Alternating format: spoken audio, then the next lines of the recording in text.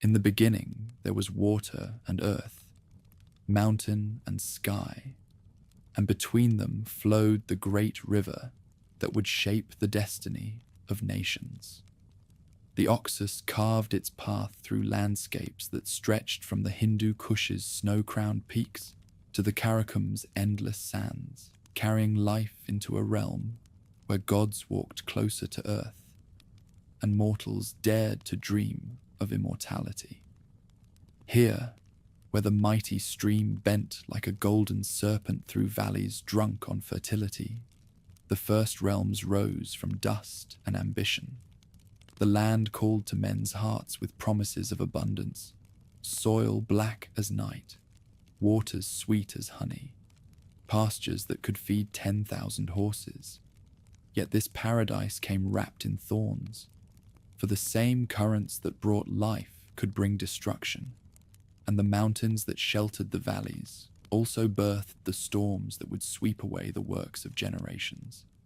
The earliest rulers of this domain were men whose names have been swallowed by time, yet whose deeds echo still in the foundations of ruined cities. They were the first to tame the wild currents, to build walls against both flood and raider, to transform scattered tribes into something approaching civilization. These bronze-crowned sovereigns ruled not from marble palaces, but from fortified compounds where gold and grain were stored in equal measure, where warriors and priests shared council chambers, where the celestial and mortal worlds touched like fingers across running streams. In the 3rd millennium before the coming of Christ, when Egypt's pharaohs were still raising their first pyramids, and Mesopotamia's city-states warred for dominion over clay tablets and barley fields, the valley bloomed with urban splendor that would have made Babylon weep with envy. The great city rose like a jewel from the delta's heart, its walls encompassing temples and workshops, palaces and granaries, the homes of craftsmen whose metalwork would be treasured from the Indus to the Euphrates. Sovereign Sarianidi, though that was not his true name, for the real syllables died with his dynasty, ruled from a palace complex that sprawled across 12 acres of consecrated ground. His throne room was a marvel of architectural ambition, its ceiling supported by cedar columns hauled from distant mountains, its floors inlaid with patterns that mimicked the constellations. Here he held court over a realm that stretched from the foothills to the wasteland's edge, dispensing justice with a golden scepter and receiving tribute from vassal chieftains who journeyed for weeks to kiss his sandaled feet. Capital's wealth flowed from sources both earthly and celestial. Craftsmen worked silver into vessels of impossible delicacy, their hammers ringing out rhythms that would later inspire the ritual music of the fire temples. Merchants arrived with caravans heavy with lapis lazuli from distant Afghanistan, turquoise from mines that honeycombed the eastern mountains, gold dust panned from streams where the currents ran bright as molten metal. Yet the greatest treasure was wisdom, the secrets of working metals into tools that could cut stone, of reading the stars to predict the stream's moods, of building walls that could withstand both enemy siege and nature's fury. The waterway systems that sustained this civilization were engineering marvels that would not be surpassed for 2 millennia. The ancient engineers diverted the great current through a network of canals so intricate that liquid life could be delivered to any field within 100 miles of the main channel. These channels transformed the landscape into a checkerboard of green abundance, where wheat grew tall as a man's shoulder and barley rippled like golden seas under the wasteland wind. The system required constant maintenance, binding the scattered settlements together in networks of mutual dependence that would outlast the rulers who commanded their construction. Palace intrigues in the capital unfolded with the lethal complexity of a spider's web. Sarianidi's court seethed with ambition, barely restrained by protocol, where princes plotted against their fathers, and brothers measured their worth in the loyalty of mercenary captains. The succession wars that erupted upon each ruler's death were affairs of poisoned wine and midnight daggers, of alliances forged in temple shadows and broken in throne-room blood. Queen Tazarian reigned for 7 years after her husband's death, her rule marked by a flowering of artistic achievement that masked the growing weakness at the dynasty's heart. Merchant princes who accumulated fortunes from the growing commercial routes posed their own challenge to royal authority. These men built private armies disguised as caravan guards, accumulated treasures that rivaled the royal hordes, and spoke with the confidence of those who knew their wealth was indispensable to the realm's survival. Merchant Lord Bakshan controlled the turquoise exchange and owned ships that sailed as far as the Indus Delta, returning with ivory and spices that commanded fortunes in the northern markets. His palace rivaled the sovereign's in splendor, and his daughter's wedding to a royal prince was celebrated with feasts that lasted 40 days and 40 nights. Blessed sovereignty traditions bound these early rulers to the rhythms of earth and sky in ways that would seem alien to later monarchs. The sovereign was not merely a political leader, but a living bridge between the human and celestial realms, responsible for ensuring that the rains came in their season and the great stream maintained its course. Each spring, he performed the holy marriage, with a priestess representing the earth goddess, their union symbolically renewing the fertility of the land. When droughts persisted or floods destroyed the harvest, the people looked to their ruler's spiritual health for explanations, and more than one monarch paid with his life for nature's perceived rejection of his reign. The great waterway works that Sarianidi commissioned were more than mere engineering projects. They were acts of cosmic significance that required the blessing of every god whose domain they touched. Priests calculated the most auspicious times for breaking ground on new canals, while craftsmen embedded silver amulets in the stone channels to ensure the liquid's continued flow. The dedication ceremonies for major projects involved sacrifices of white bulls whose blood sanctified the earth, followed by processions that wound for miles along the completed waterways, while musicians played melodies designed to please the stream spirits. Fire altars burned continuously in the capital's temples, their flames fed with blessed woods and aromatic oils that carried prayers to the heavenly realm. These were not the elaborate fire temples of later Zoroastrianism, but simpler structures where priest-rulers communed with forces whose names have been lost to time. The rituals performed around these altars established the celestial mandate that legitimized earthly rule, creating bonds between sovereign and subject that transcended mere political expedience.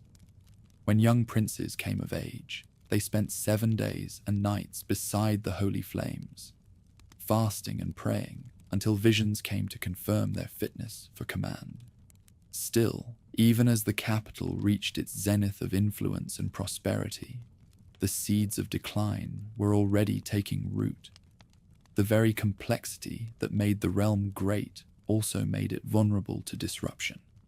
When drought struck the eastern provinces for 3 consecutive years, the delicate balance of tribute and commerce began to collapse. Vassal chieftains who could no longer meet their obligations turned to raiding their neighbors, while merchant caravans sought safer routes that bypassed the increasingly unstable region. The sovereign's authority, so dependent on his ability to ensure prosperity, crumbled like poorly fired pottery under the pressure of environmental crisis. The fading of the great city came not with dramatic conquest, but through the slow erosion of confidence that accompanies institutional failure. Tax revenues dwindled as commercial routes shifted, forcing cuts in the maintenance budget for the waterway system.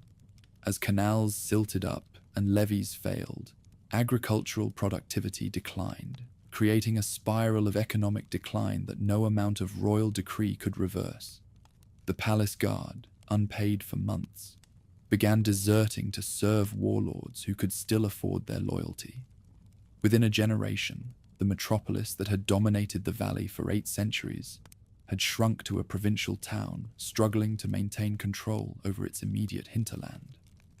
Other centers of influence rose to challenge the capital's declining hegemony. Togolok, situated at a crucial stream crossing, attracted merchants and craftsmen fleeing the chaos in the old center.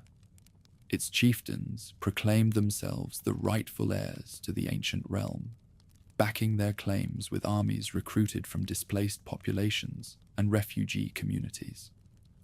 The wars between these successor states were bitter affairs that devastated the countryside and accelerated the breakdown of the waterway infrastructure that had sustained the region's prosperity. Sovereign Margush of Togolok, whose name would survive in the title later rulers claimed for themselves, established his authority through a combination of military prowess and religious innovation. He proclaimed that the gods had withdrawn their favor from the old capital because of its monarch's impiety, transferring the celestial mandate to his own dynasty. The elaborate coronation ceremony he devised became the template for royal investitures throughout the region, involving the symbolic death and rebirth of the ruler through ritual immersion in the holy stream, followed by clothing in garments woven from gold thread. Military traditions born under the rule of Metal Age warrior elites would echo through Central Asian warfare for millennia.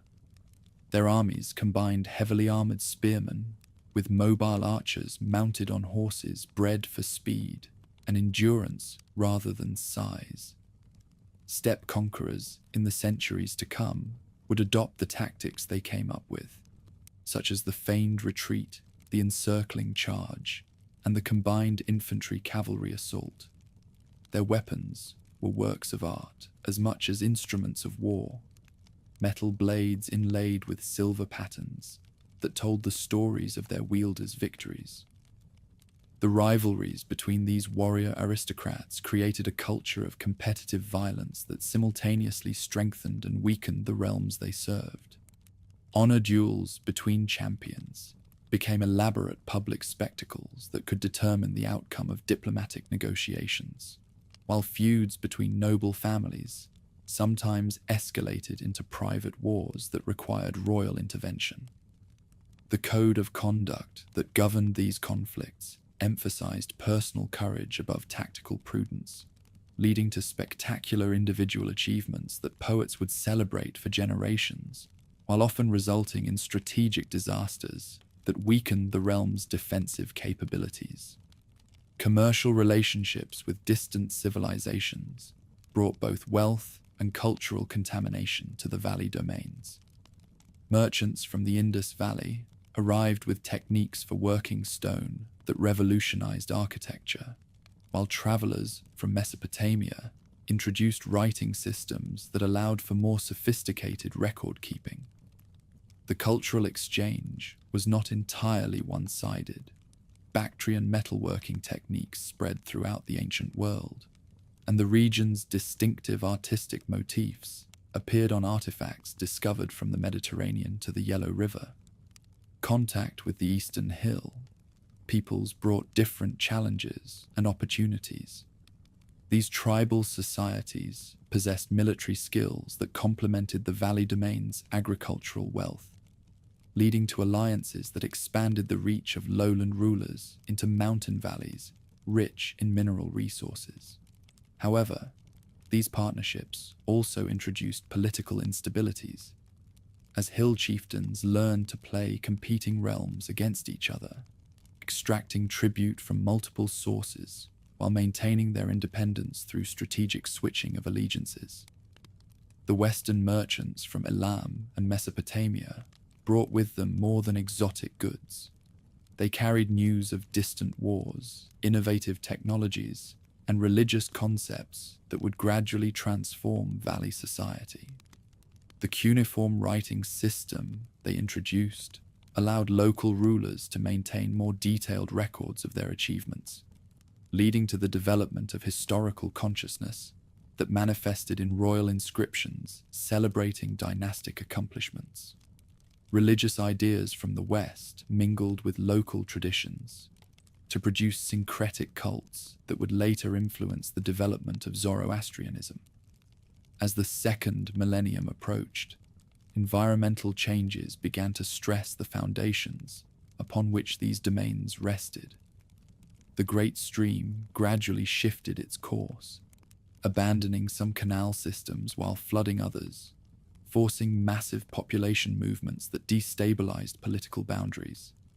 Climate change brought longer droughts and more severe winters, reducing agricultural productivity and increasing competition for scarce resources. The elaborate urban centers that had flourished for centuries found themselves struggling to support populations that had grown during the prosperous years. Things didn't collapse overnight, and the pace of decline varied from place to place. Some cities adapted to changing conditions by shifting from agriculture to craft production, becoming specialized manufacturing centers that exported finished goods in exchange for food from more fertile areas. Others attempted to maintain their traditional lifestyles through increasingly desperate military campaigns designed to secure tribute from neighboring territories. A few rulers recognized the futility of resistance and managed controlled transitions to simpler political organizations that could survive in the changing environment. Sovereign Bakhti, whose name would later be applied to the entire region, presided over the final flowering of urban civilization in the late Metal Age Valley. His capital at Balkh became a center of learning, where scribes preserved the accumulated wisdom of centuries, creating libraries that would survive long enough to influence the intellectual development of subsequent civilizations. The palace he constructed was designed as much for ceremony as for defense, its throne room capable of accommodating audiences of thousands, while its private chambers featured wall paintings that depicted the entire known world in stunning detail. The tribal societies that emerged from the collapse of the urban domains were not mere reversions to primitive conditions, but sophisticated adaptations to changed circumstances. These groups maintained many of the technological and cultural achievements of their predecessors, while developing political structures better suited to managing mobile populations and dispersed resources. Their leaders combined the roles of war chief and priest, mediating between the human and spiritual worlds, while commanding the loyalty of warrior bands whose mobility allowed them to exploit opportunities across vast territories.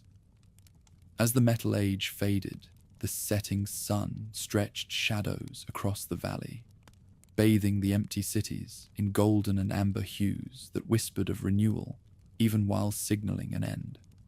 The great walls stood empty but intact, their stones testament to the ambitions of rulers whose names had already begun their journey into legend. In the silence between one age and the next, the land itself seemed to pause, gathering strength for the new peoples who would soon arrive to write fresh chapters in the eternal story of human striving. From the northern steppes came the sound of horses' hooves and the songs of riders whose destiny would reshape the world. The ancient sovereigns had built well, but they had built for their own time. Now the future belonged to others, and the old realm settled into the twilight that precedes either death or transformation. The great stream flowed on, indifferent to human ambition, carrying the dreams of the departed towards seas that had witnessed the rise and fall of countless civilizations. Yet the legacy of these first domains lived on in ways their creators could never have imagined. The waterway techniques they pioneered would be rediscovered and improved by later rulers. The artistic traditions they established would influence the aesthetic development of cultures from the Mediterranean to the Pacific. Most importantly, the idea they embodied, that human organization and celestial favor could transform harsh landscapes into gardens of abundance, would inspire every subsequent civilization that arose in the shadow of the Hindu Kush. The stars wheeled overhead in patterns that had guided the first sovereigns to their destinies, while below, the earth prepared to nurture new dreams of empire and glory. In the darkness between what was and what would be, the ancient gods waited to see what manner of mortals would next dare to claim dominion over the land where Asia's heart beat strongest, where the mountains touched the sky and the streams carried the hopes of humanity toward uncertain seas. From the vast steppes beyond the Caspian Sea, where grass stretched to horizons unmarked by human ambition, and the sky pressed down like a bronze dome upon endless plains, came the sound of hoofbeats that would reshape the destiny of nations. The riders who descended upon the fertile valleys of the East were not conquerors in the traditional sense. They were something far more transformative, carriers of languages and customs that would merge with ancient traditions to birth new forms of civilization. These were the noble ones, whose very name would echo through millennia as both blessing and curse.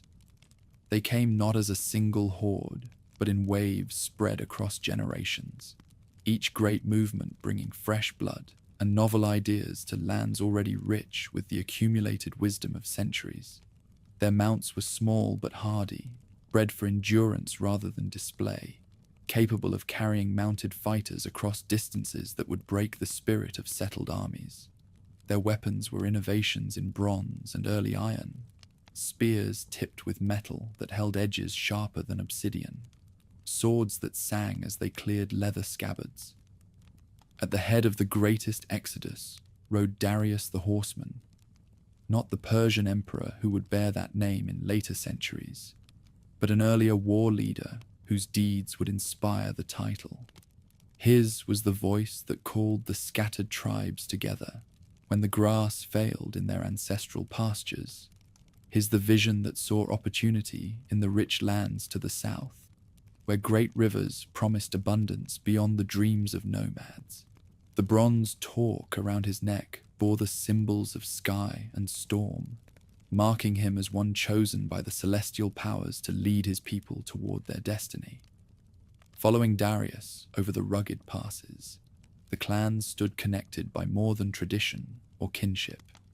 They shared a language whose roots would spawn tongues from Ireland to India, carried oral traditions that preserved the wisdom of generations, in verses that could survive any catastrophe, save the death of the last poet who knew them.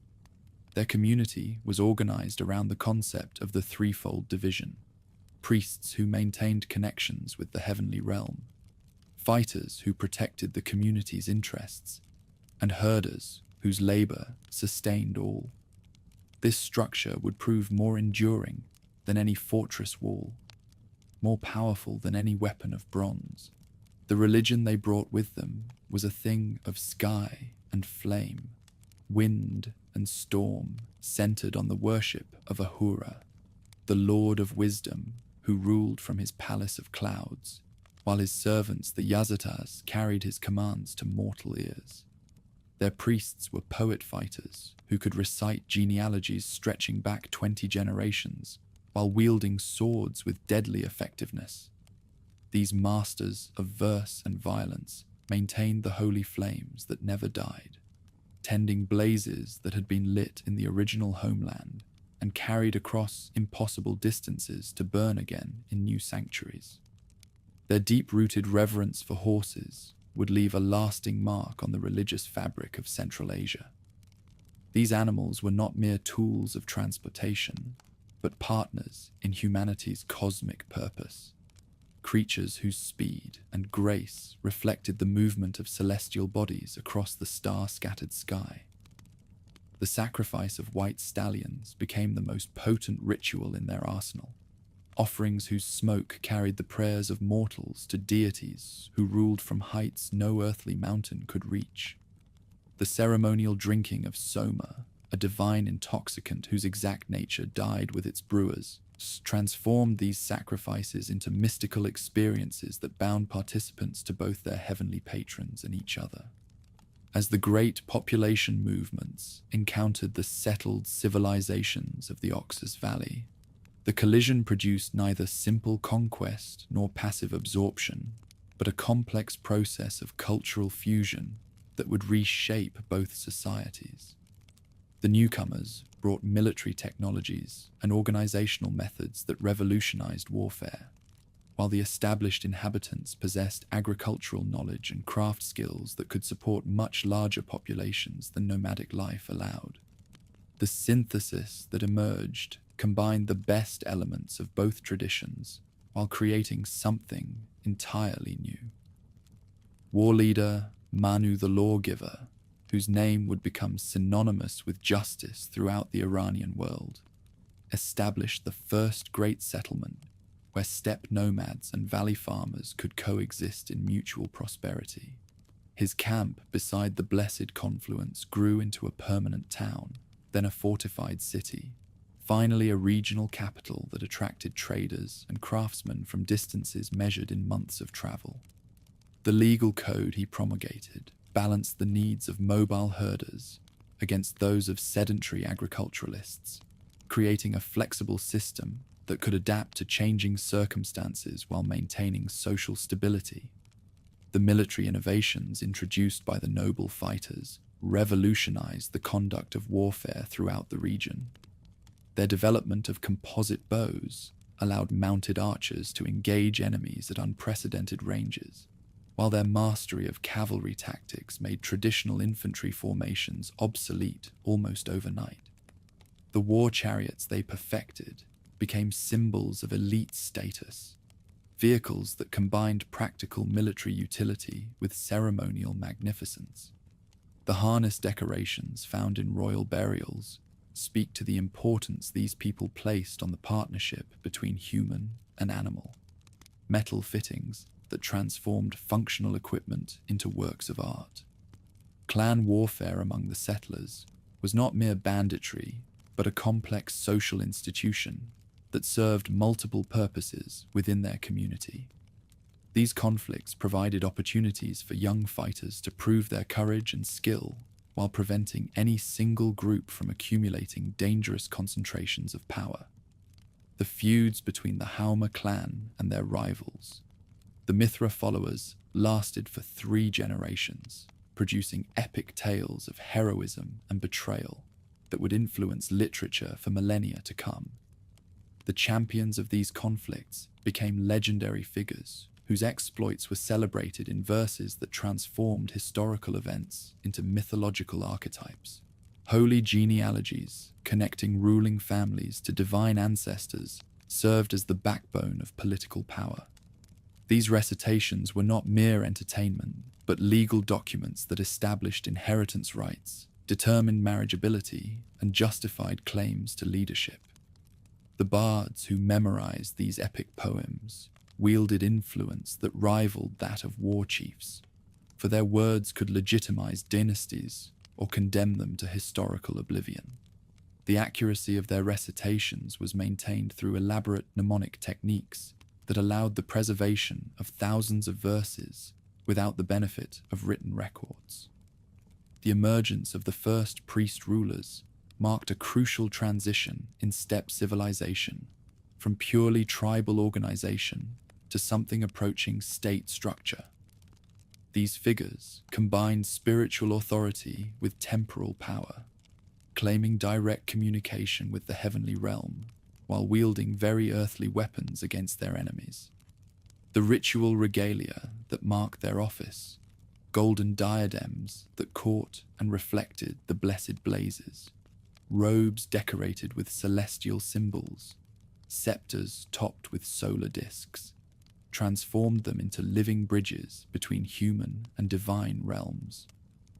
Among the aristocratic horsemen, a strict code of conduct fueled a lasting tradition of honor and rivalry across Central Asia.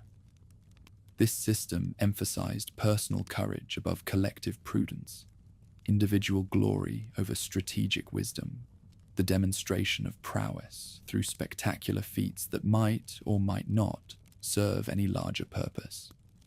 The single combat challenges that resolved disputes between rival clans became elaborate rituals that could determine the fate of entire communities, with champions representing not just their own honor, but the collective destiny of all who followed them. Epic tales of mounted fighters began to take shape around campfires, where storytellers competed to create the most memorable versions of recent events. These narratives transformed mundane conflicts into cosmic struggles between forces of light and darkness, elevated ordinary leaders into heroes whose deeds reflected the eternal battle between order and chaos. The character of Rostam the Invincible, part historical figure, part mythological archetype, embodied the fighter ideal that would inspire generations of young men to seek glory on battlefield and in single combat. The introduction of ironworking technology marked another crucial transformation in steppe material traditions. The secrets of smelting this new metal were closely guarded by specialist smiths who occupied positions of honor within the tribal hierarchy. Iron weapons held edges longer and struck harder than their bronze predecessors, while iron tools made possible more efficient agriculture and more sophisticated craftsmanship. The ceremonial presentation of iron swords to young fighters coming of age became a rite of passage that marked their acceptance into the military class. As the settlers established permanent communities throughout the region, they began to develop architectural traditions that reflected their values and religious beliefs. The flame temples they constructed were designed around the practical requirements of maintaining holy blazes, while serving as gathering places for community rituals. These structures combined influences from the building traditions they encountered with innovations derived from their own preferences, creating a distinctive architectural style that would influence construction throughout the Iranian world. Borrowing methods from their farming neighbors, the newcomers adjusted these techniques to fit their lifestyle without losing touch with their nomadic roots. They developed systems of seasonal movement that allowed them to exploit both highland pastures and lowland fields, maximizing agricultural productivity while preserving the mobility that remained central to their identity. The great herds that were their most prized possessions required vast grazing areas, leading to the development of complex agreements about resource sharing between different tribal groups. The small settlements that grew around fortified strongholds began to develop into genuine towns as the benefits of concentrated populations became apparent. These communities attracted craftsmen who could produce the specialized goods that supported increasingly sophisticated lifestyles, weapons smiths who could forge superior blades, leather workers who could create harness sets of unprecedented quality, jewelry makers who could fashion ornaments worthy of nobles' wives. The markets that developed around these craft centers became focal points for regional exchange networks that connected pastoral nomads with settled farmers. Trade relationships with distant civilizations brought new influences that were selectively incorporated into steppe traditions according to their compatibility with existing values and practices. The wheeled vehicles that revolutionized transportation were adapted to serve both practical and ceremonial purposes, with war chariots becoming symbols of elite status, while ox-drawn carts handled the mundane business of moving goods across long distances. The metalworking techniques learned from foreign craftsmen were modified to produce distinctively Iranian forms that reflected the aesthetic preferences of their new practitioners. When steppe spirituality met local customs, it gave rise to a wave of religious fusion that left a lasting mark on global religions. The flame altars that burned continuously in their sanctuaries incorporated elements from the ancient cults they encountered, while maintaining their essential character as focal points for communication with the heavenly realm. The prayers recited around these blessed blazes began to incorporate new deities and concepts while preserving the fundamental structure of Iranian religious thought. The development of formal kingship among the previously egalitarian tribal societies required the creation of new ceremonial traditions that could legitimize unprecedented concentrations of authority. The elaborate coronation rituals that evolved from earlier war chief investitures incorporated elements from both steppe and local traditions, creating ceremonies that satisfied the expectations of diverse populations while establishing clear hierarchies of command. The royal regalia that marked these occasions, crowns that symbolized dominion over earth and sky, scepters that represented authority over human and divine realms, became templates for similar ceremonies throughout the ancient world. As the second millennium progressed, the settlements began to coalesce into larger political entities that could compete with the established powers of the region. The confederation that grew around the citadel of Bactria attracted allegiance from dozens of smaller communities, creating a proto-state that combined military effectiveness with economic prosperity. The ruler who emerged from this process bore the title of Shah, Master, marking a transition from tribal leader to something approaching true royalty. These fortified cities became centers of Iranian power, designed to serve both defensive and ceremonial purposes. Their walls incorporated the most advanced military engineering available, while their public spaces were arranged to accommodate the large gatherings that remained central to tribal decision-making processes. The palace complexes that housed the emerging royal dynasties reflected the tension between traditional egalitarianism and increasing social stratification, combining private quarters for the ruling family with public halls where ordinary fighters could still approach their leaders with petitions and complaints. As power consolidated, a wave of artistic innovation followed, shaping the region's visual culture for generations. The metalwork produced in Iranian workshops combined technical excellence with decorative sophistication, creating objects that served practical purposes while functioning as statements of ethnic identity. The textile traditions that developed around the breeding of fine sheep and goats produced fabrics whose quality attracted admiration from traders who carried samples to markets thousands of miles away. During this time, priest scholars made breakthroughs that would fuel centuries of philosophical and scientific advancement. Their astronomical observations, originally undertaken for religious purposes, produced calendars that accurately predicted seasonal changes and celestial events. Their mathematical innovations, developed to support architectural projects and land surveying, created computational methods that would be refined and transmitted by subsequent civilizations. Their medical knowledge, based on careful observation of human and animal anatomy, established therapeutic traditions that would influence healing practices from Ireland to India. The emergence of written scripts adapted to record the Iranian language marked another crucial transition in their development. The symbols borrowed from neighboring civilizations were modified to represent the sounds of their own speech, creating writing systems that could preserve their oral traditions while enabling more sophisticated record-keeping.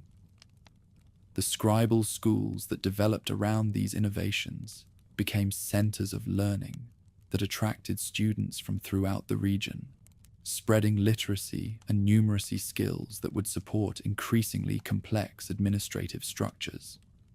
As the Iranian peoples consolidated their control over the eastern territories, they began to look beyond their immediate borders toward opportunities for further expansion. The wealth that accumulated in their treasuries through successful agriculture and profitable commerce provided resources for military expeditions that could extend their influence into neighboring regions.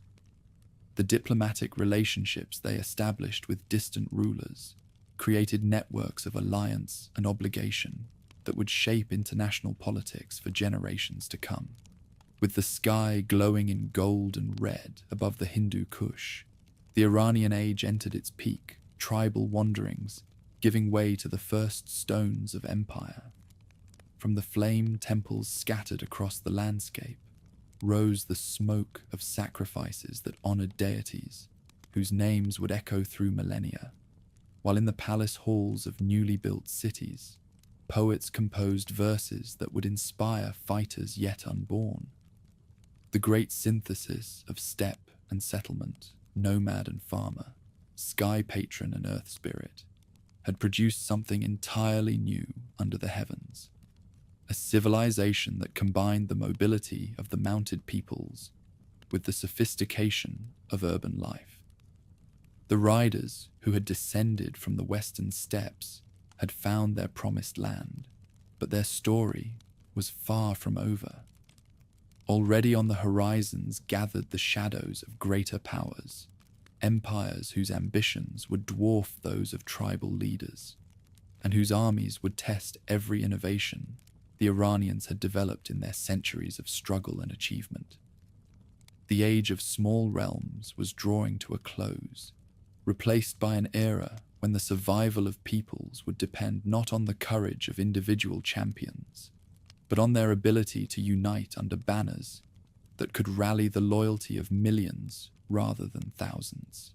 From the heartland of Fars, where the mountains cradled valleys that had witnessed the birth of dominion, rode forth the destiny that would reshape the world.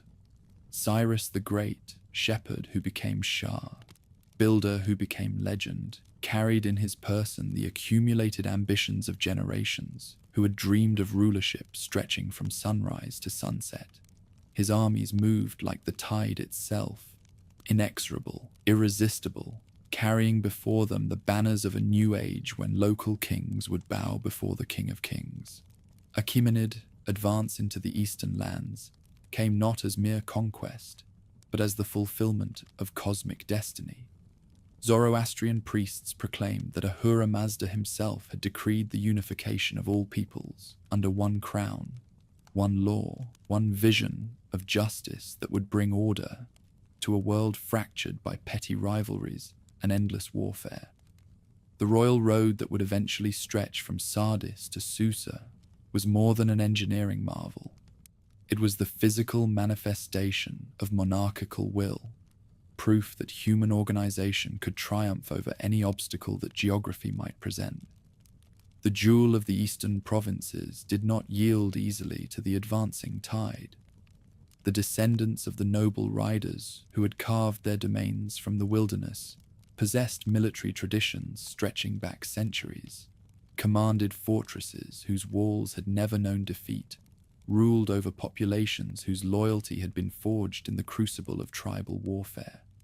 When royal heralds arrived bearing the customary demand for submission, earth and water as tokens of surrender, the response came in the form of the messengers' severed heads returned in golden caskets.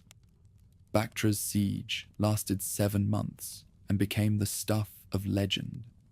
The city's walls, built from stones quarried in the Hindu Kush and mortared with cement that had hardened to the strength of iron, resisted every assault the royal engineers could devise. Siege towers burned before they could reach the ramparts, while underground tunnels collapsed when defenders flooded them with boiling oil. The garrison fought with the desperation of men who knew that defeat meant not merely death, but the extinction of everything their ancestors had built. Within the besieged city, Prince Vishtaspa the Defiant, whose name would echo through Iranian legend as both hero and cautionary tale, held council with his captains in halls where the smoke of holy fires mingled with the acrid smell of burning timber. His was the voice that rallied defenders when royal gold began to corrupt the loyalty of mercenary bands. His, the hand that wielded the ceremonial sword of his dynasty as he swore oaths that bound his soul to the city's survival. The treasure he offered to any who could break the siege would have ransomed a dozen realms, yet no relief came from the fractured alliances of neighboring principalities. Hormizd, the goldsmith, from a family bound to the throne for generations, brought the end not by force but by stealth, opening the postern gate before dawn as the watchmen slept. The Achaemenid guards who slipped through that narrow opening moved like shadows through streets they had memorized from the descriptions of bought spies, their bronze-shod feet making no sound on stones that had never before known the tread of foreign conquerors. Prince Vishtaspa met his end, not cowering in some hidden chamber, but standing in his throne room with blade in hand, his back to the great fire altar where the blessed flames had burned since his great-grandfather's time.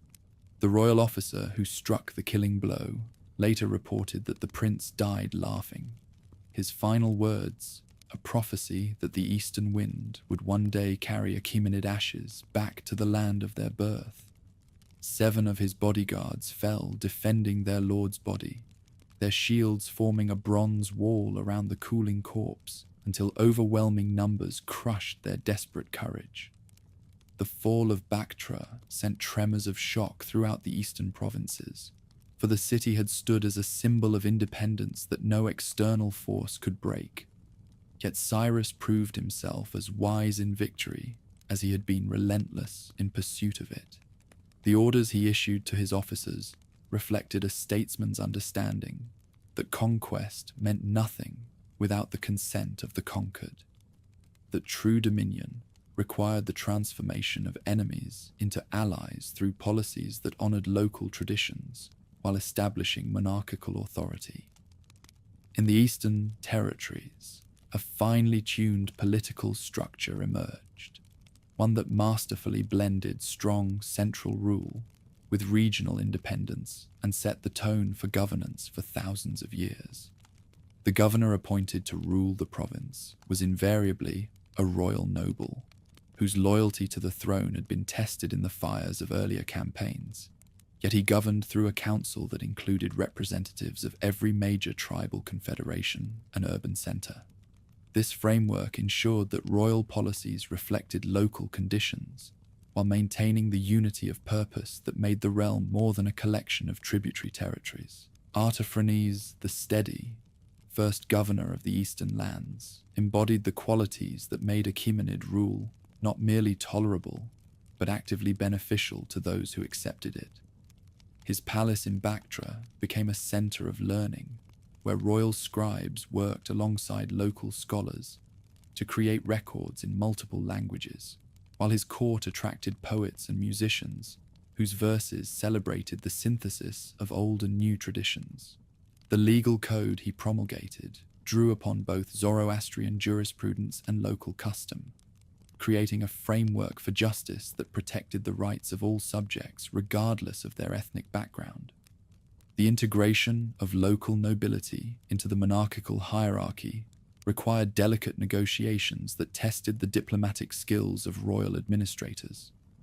The surviving princes and clan leaders had to be offered positions that preserved their dignity while acknowledging Achaemenid supremacy, a balance achieved through the creation of new titles and ceremonial roles that carried real authority within carefully defined spheres. Marriage alliances arranged between royal governors and local aristocratic families created bonds of kinship that strengthened official connections while producing a generation of mixed-blood children who embodied the realm's multicultural character. Royal ceremonials in the new order blended Achaemenid majesty with Eastern traditions that had deep roots in the local consciousness. The great festivals that marked the changing seasons became occasions for displaying the harmony between conquerors and conquered, with royal officials participating in local rituals, while regional nobles took part in ceremonies that honored the monarchy. The fire temples that had been the heart of pre-conquest spiritual life were incorporated into a broader religious framework that acknowledged Ahura Mazda's supremacy while preserving space for the worship of regional deities. Designed with more than extraction in mind, the tribute system channeled Eastern wealth into the royal treasury while supporting local prosperity. The assessments levied on agricultural production provided incentives for farmers to increase their yields, while taxes on commercial activities were structured to promote rather than discourage long-distance commerce. The result was an economic boom that made the region one of the realm's most valuable territories, while ensuring that local populations shared in the benefits of monarchical integration. Laden with exotic goods, the tribute caravans bound for Persepolis dazzled all who saw them and passed into legend. Trains of camels bore bolts of silk whose quality surpassed anything produced in the western provinces, while pack horses carried carefully wrapped samples of the region's famous metalwork. The golden stallions, that were the territory's most prestigious contribution to the royal cavalry, were accompanied by grooms whose knowledge of equine breeding had been refined over centuries of selective cultivation. These tribute journeys became diplomatic missions that strengthened ties between the provincial government and the central authority while showcasing the realm's diversity to audiences in the capital. Because of the sheer distance and cultural variation in the East, the intelligence networks there became the most elaborate tool for keeping royal authority informed. The king's eyes and ears, the official spies whose reports reached the throne through encrypted messages carried by the fastest riders, operated alongside informal networks of merchants, priests, and scholars, whose loyalty was maintained through a combination of material rewards and appeals to monarchical ideology. These systems provided early warning of potential rebellions, while gathering the detailed information necessary for effective governance. Local uprisings against Achaemenid rule were neither frequent nor successful, testimony to the generally benevolent character of royal oversight and the practical benefits that most subjects derived from membership in a stable, prosperous realm. When revolts did occur, they typically resulted from the actions of individual governors, whose corruption or incompetence violated the standards expected of royal officials. The rebellion led by Prince Freda the Avenger lasted less than a year, before collapsing due to lack of popular support, his head eventually decorating the walls of Bactria as a warning to other would-be insurgents. The royal postal system that facilitated rapid communication across unprecedented distances had some of its most important stations in the Eastern Territories. The relay points established at intervals of a day's hard riding allowed messages to travel from the frontier to the capital in less than a month, a speed of communication that made possible the kind of centralized governance that held the realm together. The guards who protected these installations and the fresh horses they maintained became legendary for their dedication to duty, their willingness to ride through blizzards and sandstorms to ensure that the royal word reached its destination without delay. Court life in the provincial capital combined Achaemenid sophistication with Eastern hospitality in ways that impressed visitors from throughout the known world. The palace complex that housed the governor and his household was designed to accommodate the elaborate ceremonials that reinforced royal dignity, while providing facilities for the more intimate gatherings that maintained relationships with local notables. The gardens that surrounded these official buildings became showcases for the horticultural techniques that Zoroastrian engineers had perfected in their homeland, transplanted to climates and conditions that required creative adaptation of established methods. Military forces stationed in the eastern lands represented the realm's commitment to defending its frontiers against the tribal confederations that pressed constantly against the borders of settled civilization. The garrison troops were a mixture of Achaemenid regulars, whose loyalty to the throne was absolute, and local levies, whose knowledge of regional conditions made them invaluable for frontier warfare. The fortresses that housed these forces were marvels of military engineering that incorporated lessons learned from centuries of warfare against mounted opponents, whose mobility made them extremely difficult to defeat through conventional tactics. Royal religious policies in the eastern provinces demonstrated the realm's remarkable capacity for accommodating diverse spiritual traditions within an overarching framework that maintained unity.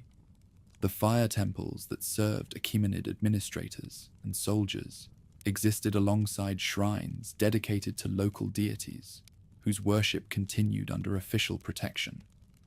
The priests who served these various establishments were encouraged to engage in theological discussions that explored the relationships between different religious systems, conversations that contributed to the development of syncretic traditions that would influence religious thought throughout the ancient world. Such educational institutions emerged in eastern cities, reflected the realm's commitment to creating a literate, numerate population capable of participating in the complex governmental and commercial activities that sustained civilization. The scribal schools that trained clerks for official service taught multiple writing systems and languages, while the academies that prepared young nobles for military and ministerial careers combined traditional martial arts with Achaemenid organizational methods. The libraries that accumulated in these centers preserved texts in numerous languages and scripts, creating repositories of knowledge that attracted scholars from distant regions. The engineering projects undertaken in the Eastern Territories during the Achaemenid period represented some of the ancient world's most ambitious attempts to reshape natural environments for human benefit. The irrigation systems that brought water to previously barren regions were marvels of hydraulic engineering that required precise calculation and enormous investments of labor. The roads that connected remote settlements to major commercial routes were built to standards that ensured their usability in all weather conditions, while the bridges that spanned rivers and ravines were designed to withstand the floods and earthquakes that periodically devastated the region. Commercial relationships between the eastern provinces and other parts of the realm created prosperity that transformed the territory from a remote frontier into one of the most economically vibrant regions of the ancient world. The silk routes that connected Chinese producers with Mediterranean consumers passed through Eastern Territory, bringing wealth to merchants and craftsmen, while exposing local populations to cultural influences from the farthest reaches of the known world. The banking houses that emerged to finance these long-distance transactions developed sophisticated methods for managing risk and transferring funds across vast distances. Cultural synthesis in the eastern provinces produced artistic achievements that combined technical excellence with aesthetic innovations that influenced creative development throughout Central Asia. The metalworkers who served both royal and local patrons created objects that merged Achaemenid formal traditions with regional decorative motifs, while architects designed buildings that satisfied royal requirements for official dignity while incorporating features that reflected regional climate and cultural preferences. The textiles produced in local workshops became prized throughout the realm for their quality and distinctive patterns. As the Achaemenid realm reached its zenith under Darius the Great and his successors, the Eastern Territory's importance to royal security and prosperity continued to grow. The province provided not only material resources, but also military manpower that proved crucial in campaigns against both external enemies and internal rebels. The cavalry units recruited from eastern tribes became elite formations within the royal army. Their skills with horse and bow, making them invaluable for reconnaissance and pursuit operations that conventional infantry could not perform. Achaemenid diplomacy in the eastern lands opened doors to neighboring regions, allowing influence to spread peacefully without the burden of military campaigns. The marriage alliances arranged between local nobles and rulers of independent tribal confederations created networks of obligation and mutual interest that effectively extended royal control into territories that remained nominally independent. The commercial agreements negotiated through these connections brought exotic goods into the realm, while establishing royal merchants as welcome visitors in markets that had previously been closed to foreign commerce. When Xerxes gathered his enormous army for the invasion of Greece, Eastern contingents marched under their ancient banners toward a destiny that would reshape the balance of power throughout the ancient world. The horsemen who rode westward carried with them not only weapons and military skills, but also the accumulated wisdom of generations who had learned to balance competing loyalties and conflicting traditions. Their fate in the battles to come would reflect not merely the outcome of military campaigns, but the ultimate viability of governmental systems that sought to unite diverse peoples under common governance. The Achaemenid system in the Eastern territories had created something unprecedented in human history, a framework that maintained unity across vast distances and profound cultural differences, while allowing regional traditions to flourish within a royal structure. The methods developed in these provinces would influence governmental organizations throughout the ancient world, providing models for subsequent realms that faced similar challenges in managing diverse populations across enormous territories. As storm clouds gathered in the west and the realm prepared for trials that would test every aspect of its organizational and military structure, the eastern lands stood as proof that conquest could become collaboration, that diversity could strengthen rather than weaken governance, and that skilled oversight could transform potential enemies into loyal allies.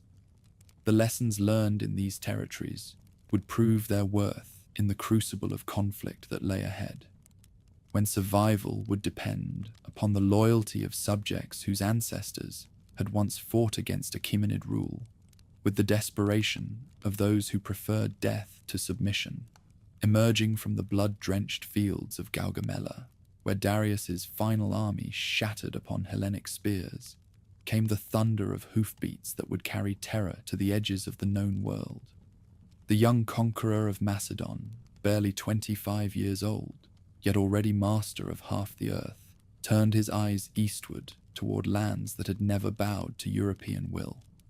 Behind him lay the corpses of 2 Persian armies and the ashes of cities that had dared resist his advance.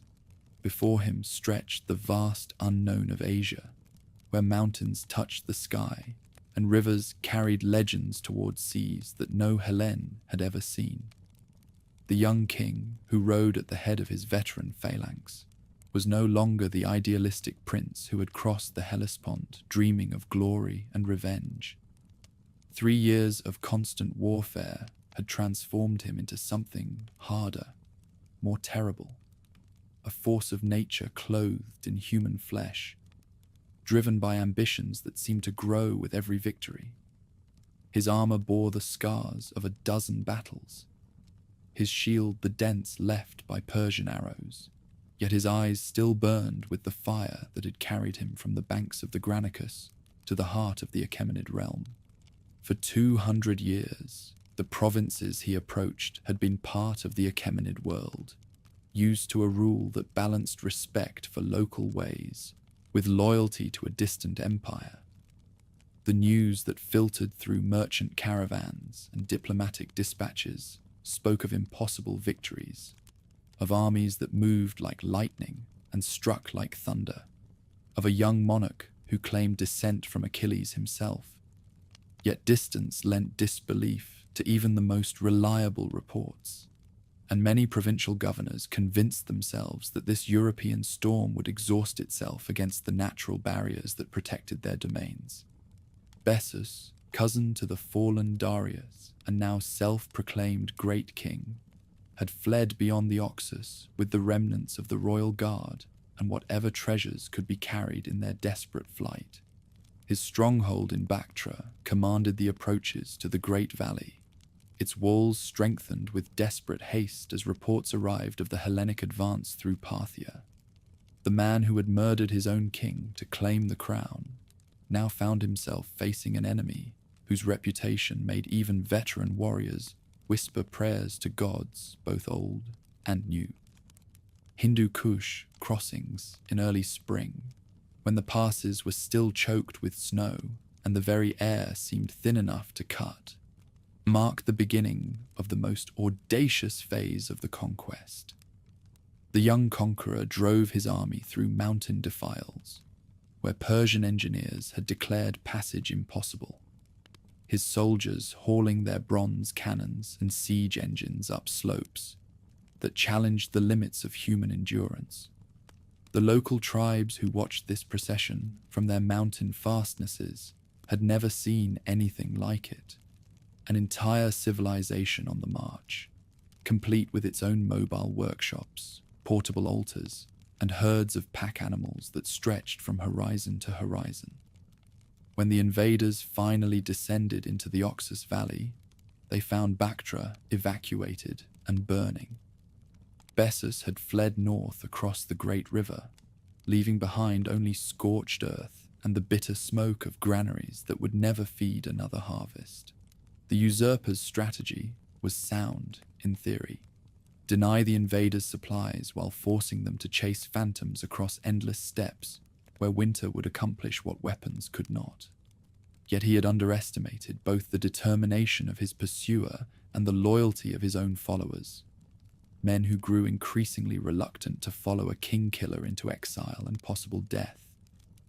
The pursuit that followed became the stuff of legend. The conqueror split his forces, sending one column under Ptolemy to cut off Bessus's retreat, while he led the main army in direct pursuit across the Oxus. The crossing of that great river, accomplished on improvised rafts made from tent leather, stuffed with straw, demonstrated the ingenuity that made the Hellenic war machine unstoppable. Local tribesmen who witnessed the spectacle later swore they had seen the river gods themselves assist the invaders, guiding their makeshift vessels through currents that should have swept them to their deaths. Bessus met his end not on the battlefield, but through betrayal, handed over in chains by his own generals to the enemy camp. The false king's execution was carried out according to Persian law, torn apart by bent trees, while the conqueror watched with the impassive expression that had settled over his features like a mask.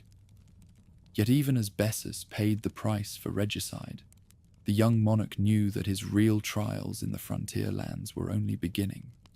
The vast regions beyond the Oxus harbored enemies more dangerous than any pretender, chieftains who had never known foreign rule, warriors whose fathers had been born free and who would die before accepting chains. Spitamenes the wolf, greatest of the Sogdian lords, embodied everything that made the resistance so formidable. His stronghold commanded the approaches to Samarkand, but his real strength lay in the mobility of his forces and their intimate knowledge of terrain that could swallow entire armies without leaving a trace. The man himself was a warrior poet, whose verses celebrating freedom and honor were sung around campfires from the Oxus to the Sir Daria, whose tactical innovations would influence steppe warfare for centuries to come. The wedding of the conqueror to Roxana, daughter of the mountain chieftain Oxyates, was as much a strategic masterstroke as a romantic triumph. The ceremony that united the world's greatest king to the most beautiful woman in the frontier lands sent a message that resonated throughout the region. This was not mere conquest, but the beginning of a new synthesis that would blend Hellenic and Persian, European and Asian into something unprecedented in human history. The bride herself, barely 16, yet already renowned for both her beauty and her fierce intelligence, brought to the marriage alliances that extended deep into the tribal confederations that controlled the mountain passes. Oxyates' mountain fortress, the Sogdian rock, untouched for a generation, succumbed not to force, but to the calculated bravery of European hands. The young king's soldiers scaled cliffs that local guides pronounced unclimbable, hauling themselves up sheer rock faces in the darkness before dawn, while their comrades created diversions that drew the defenders' attention elsewhere. The sight of foreign banners flying from the fortress's highest tower shattered the myth of invincibility that had protected mountain strongholds for centuries, proving that no position was too strong to be taken by men willing to die for their monarch's glory. Yet for every fortress that fell, two more seemed to rise from the very stones of the mountains themselves. The frontier regions harbored a seemingly endless supply of chieftains, willing to test their strength against the European war machine, each defeat serving only to inspire others to greater heights of heroic resistance. The guerrilla warfare that developed in response to conventional military failure transformed the conquest from a series of set-piece battles into a grinding campaign of ambush and counter-ambush that tested the limits of even veteran soldiers' endurance.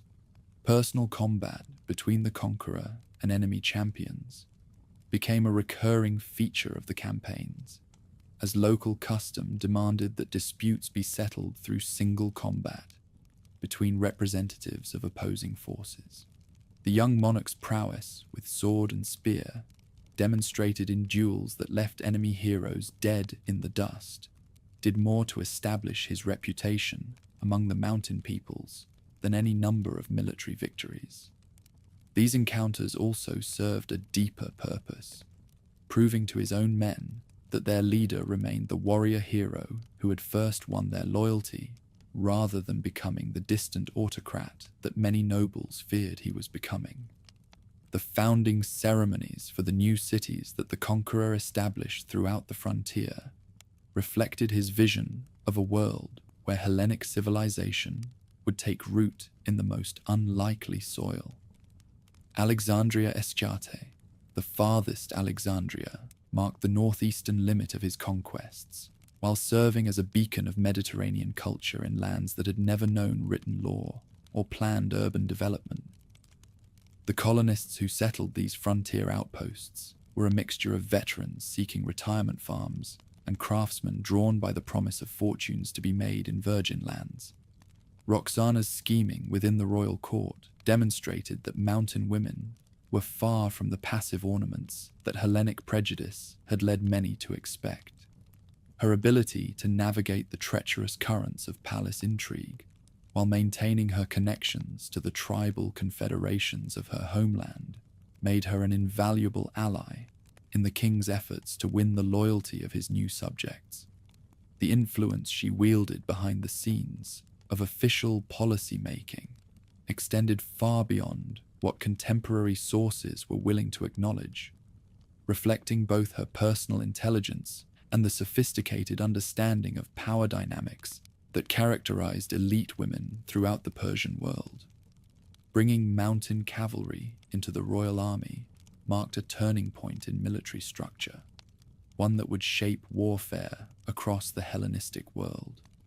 The horse archers and heavy cavalry, supplied by Sogdian and Bactrian chieftains, brought tactical capabilities that complemented rather than competed with traditional Hellenic strengths, creating combined arms forces that could operate effectively across the varied terrain of the Asian campaigns.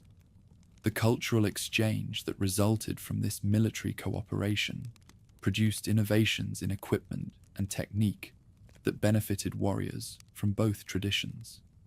Betrayals and shifting allegiances characterized the politics of conquest in ways that reflected the complex loyalties that bound frontier societies together. Noble families that had served the Achaemenids for generations faced impossible choices between ancestral honor and practical survival, while tribal confederations split apart as different factions calculated the costs and benefits of resistance versus accommodation. The marriage alliances that the conqueror encouraged between his officers and local aristocratic women created new networks of obligation that gradually undermined traditional power structures while establishing the foundation for post-conquest stability. The siege of the Sogdian Rock revealed both the tactical innovations that made European forces so formidable and the desperate courage that characterized mountain resistance.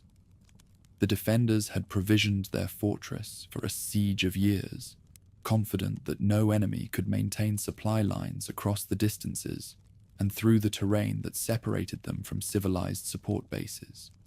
Yet the king's engineers proved capable of feats that violated every conventional understanding of what was militarily possible, constructing siege engines that could operate in alpine conditions while maintaining the morale of troops who were fighting thousands of miles from home. Veteran mutinies that erupted periodically throughout the campaigns reflected the growing strain that constant warfare placed on soldiers who had already endured more than any previous generation of warriors. The men who had followed their young monarch from Macedonia to the banks of the Oxus had accumulated wealth beyond their wildest dreams, while suffering casualties that decimated their ranks, leaving survivors torn between loyalty to their commander and longing for homes they might never see again. The king's ability to maintain discipline while acknowledging his soldiers' legitimate grievances demonstrated leadership skills that transcended mere tactical competence. The governmental systems that emerged in the conquered regions represented a pragmatic synthesis of European efficiency and local tradition that would provide the template for Hellenistic governance throughout the successor kingdoms. The appointment of both foreign satraps and local nobles to positions of authority created dual hierarchies that could appeal to different constituencies while maintaining centralized control over policy implementation. The legal codes that evolved from this arrangement balanced Mediterranean concepts of citizenship with mountain traditions of tribal autonomy, producing frameworks that could accommodate the diverse populations that made up the new domains. Cultural exchange between conquerors and conquered produced artistic and intellectual innovations that enriched both traditions while creating something entirely new. The sculptural traditions that emerged from the fusion of Hellenic naturalism with Asian symbolic systems would influence artistic development from the Mediterranean to the Indian Ocean, while the philosophical schools that developed around questions of cultural identity and universal human nature laid foundations for cosmopolitan thought that would shape intellectual development throughout the ancient world. The geographical knowledge that European explorers accumulated during their campaigns revolutionized contemporary understanding of Asian geography while opening new possibilities for long-distance commerce. The maps that army surveyors compiled revealed river systems and mountain ranges that had been legendary to Mediterranean geographers, while the botanical and zoological specimens that found their way back to the Hellenic world provided material for scientific investigations that would continue for centuries. Military innovations developed in response to frontier conditions transformed the art of war in ways that influenced tactical development throughout the Hellenistic world. The siege techniques perfected during attacks on mountain fortresses required engineering skills that pushed the boundaries of contemporary technology, while the logistical systems that maintained armies across unprecedented distances demonstrated organizational capabilities that would serve as models for subsequent military operations. The cavalry tactics that emerged from cooperation between European and Asian horsemen created new forms of combined arms warfare that would dominate battlefields for generations. Religious syncretism that developed as Hellenic and regional spiritual traditions encountered each other, produced theological innovations that would influence the development of major world religions. The mystery cults that attracted both foreign soldiers and local converts created new forms of religious experience that transcended ethnic boundaries, while maintaining connections to traditional practices. The philosophical discussions that emerged from attempts to reconcile different concepts of divine nature and human destiny laid groundwork for the cosmopolitan religions that would eventually unite the ancient world. Economic development in the conquered regions reflected both the wealth that military success brought to the area and the commercial opportunities that political unification created.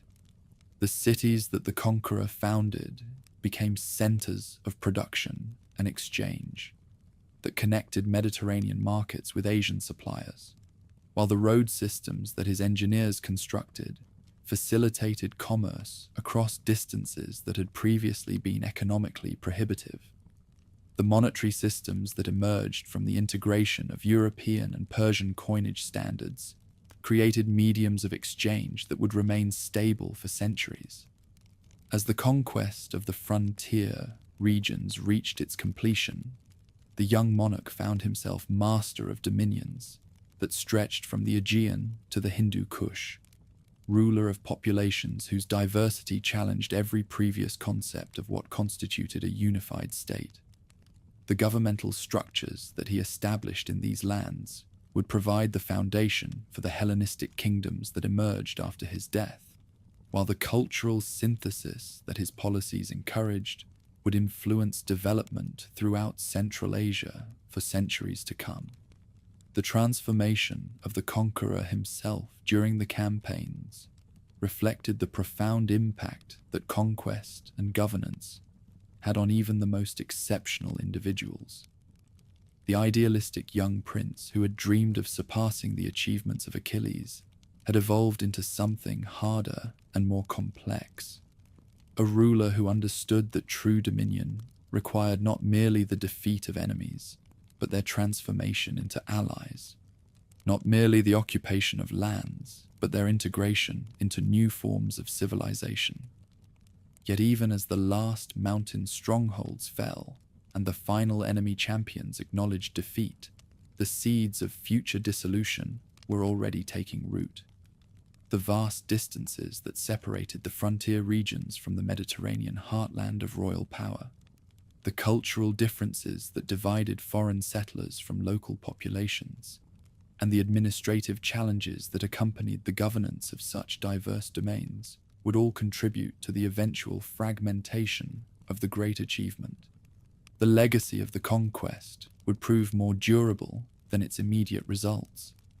The cities that the king founded would survive the collapse of his rule to become centers of Hellenistic civilization, while the cultural synthesis that his policies encouraged would influence artistic and intellectual development throughout the region.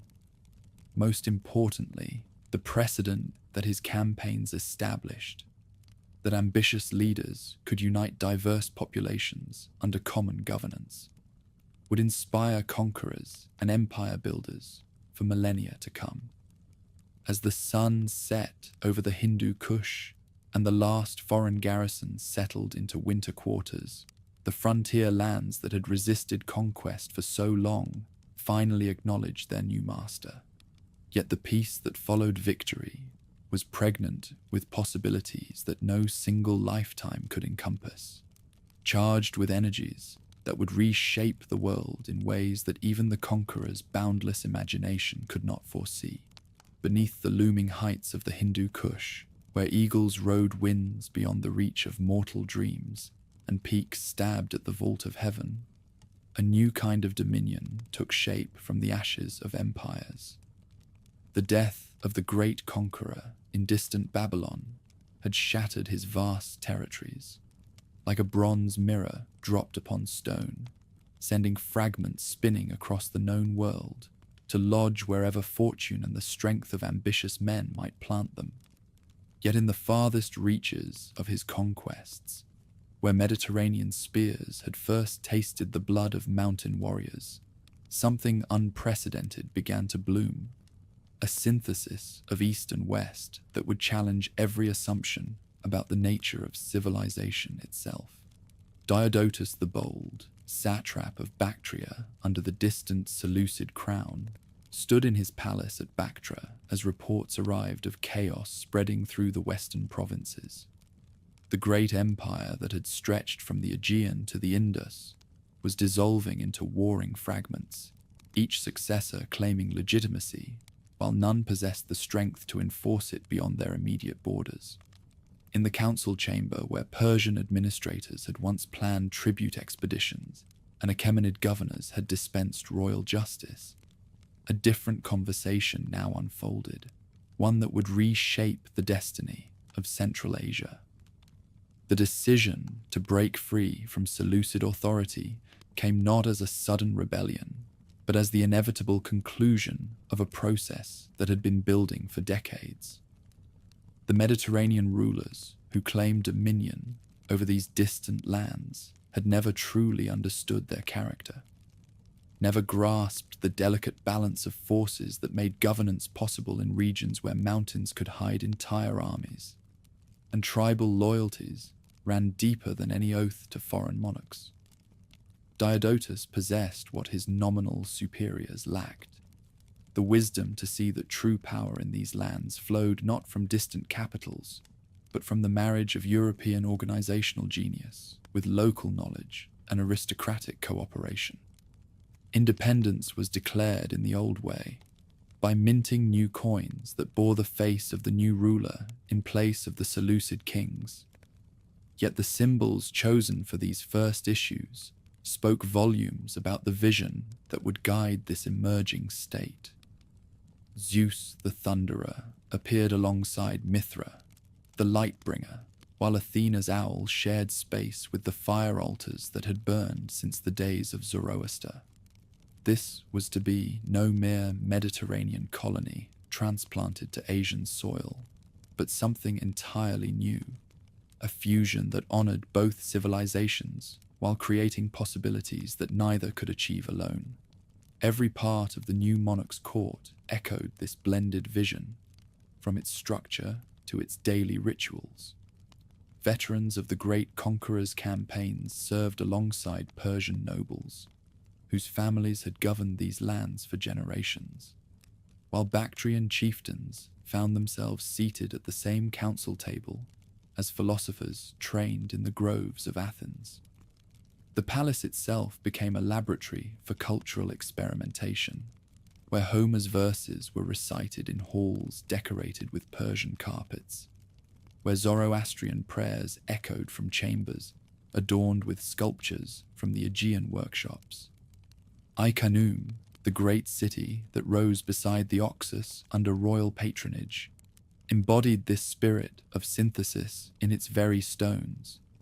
The gymnasium where young men trained their bodies according to Mediterranean custom stood within sight of fire temples, where priests maintained the sacred flames that connected earth to heaven.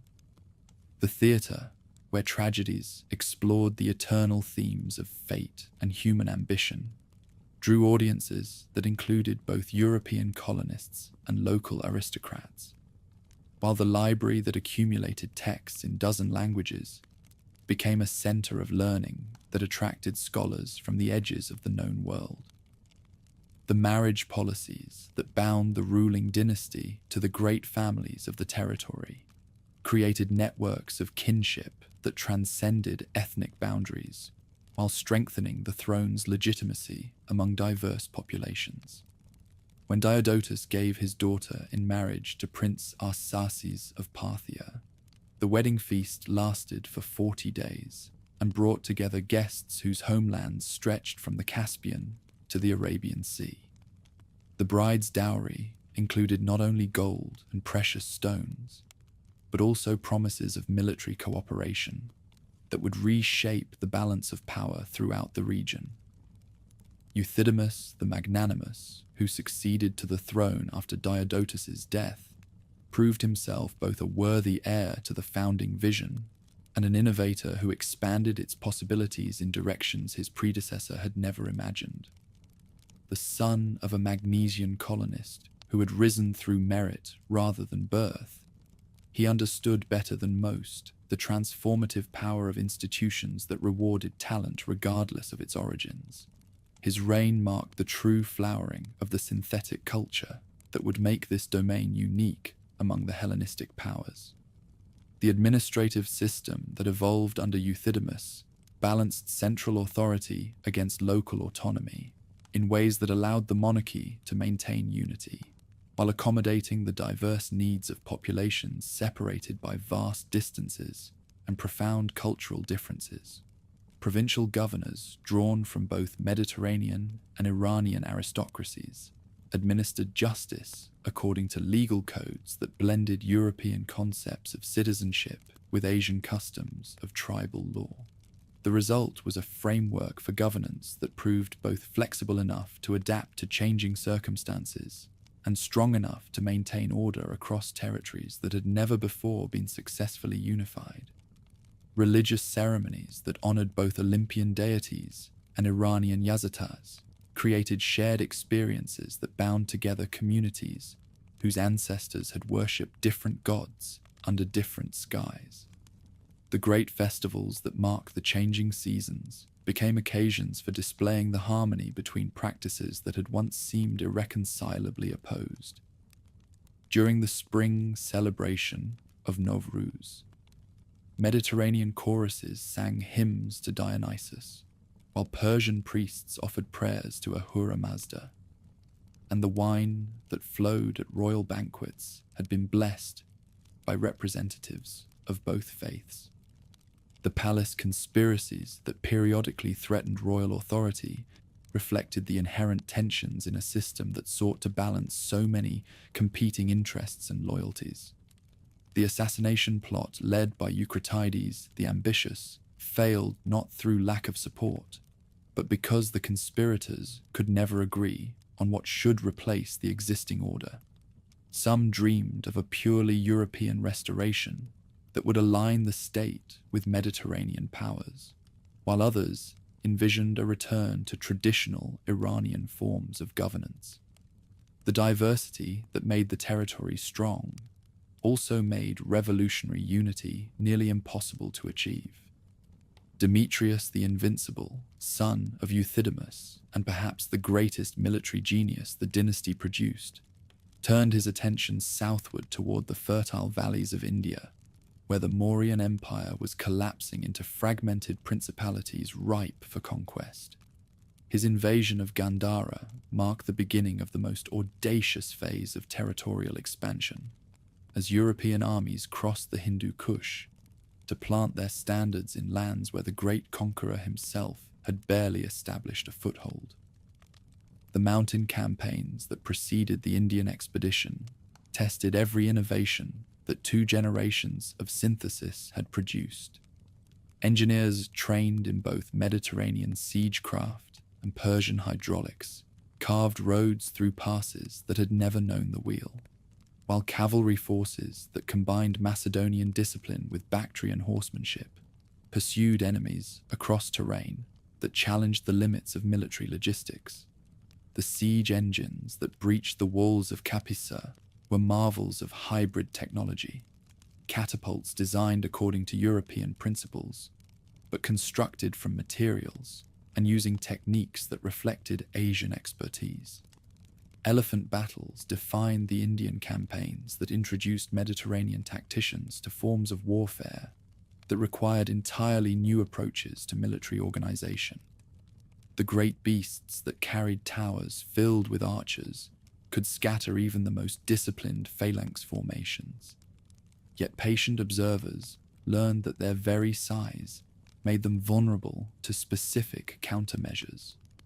The war elephants that Demetrius eventually incorporated into his own forces became symbols of the domain's ability to master and adapt any military innovation, regardless of its origins.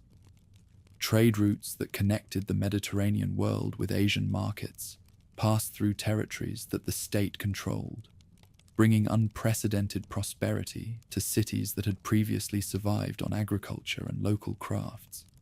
The caravans that wound through mountain passes carried more than exotic goods. They bore ideas, technologies, and cultural practices that enriched every community they touched. The banking houses that emerged to finance these long-distance transactions developed sophisticated methods for managing currency exchanges between different monetary systems, while providing credit arrangements that made commercial ventures across vast distances economically viable. Cultural flowering during the reigns of Euthydemus and Demetrius produced artistic achievements that influenced aesthetic development throughout the Hellenistic world. The sculptural customs that emerged from the fusion of Mediterranean naturalism with Asian symbolic systems created works that captured both the physical beauty that European artists prized and the spiritual significance that Iranian craftsmen sought to express. The coins minted during this period were miniature masterpieces that proclaimed the territory's dual heritage, while serving as propaganda pieces that spread knowledge of royal achievements to the farthest corners of the domain. Philosophical schools that developed around questions of cultural identity and universal human values attracted students from throughout the known world.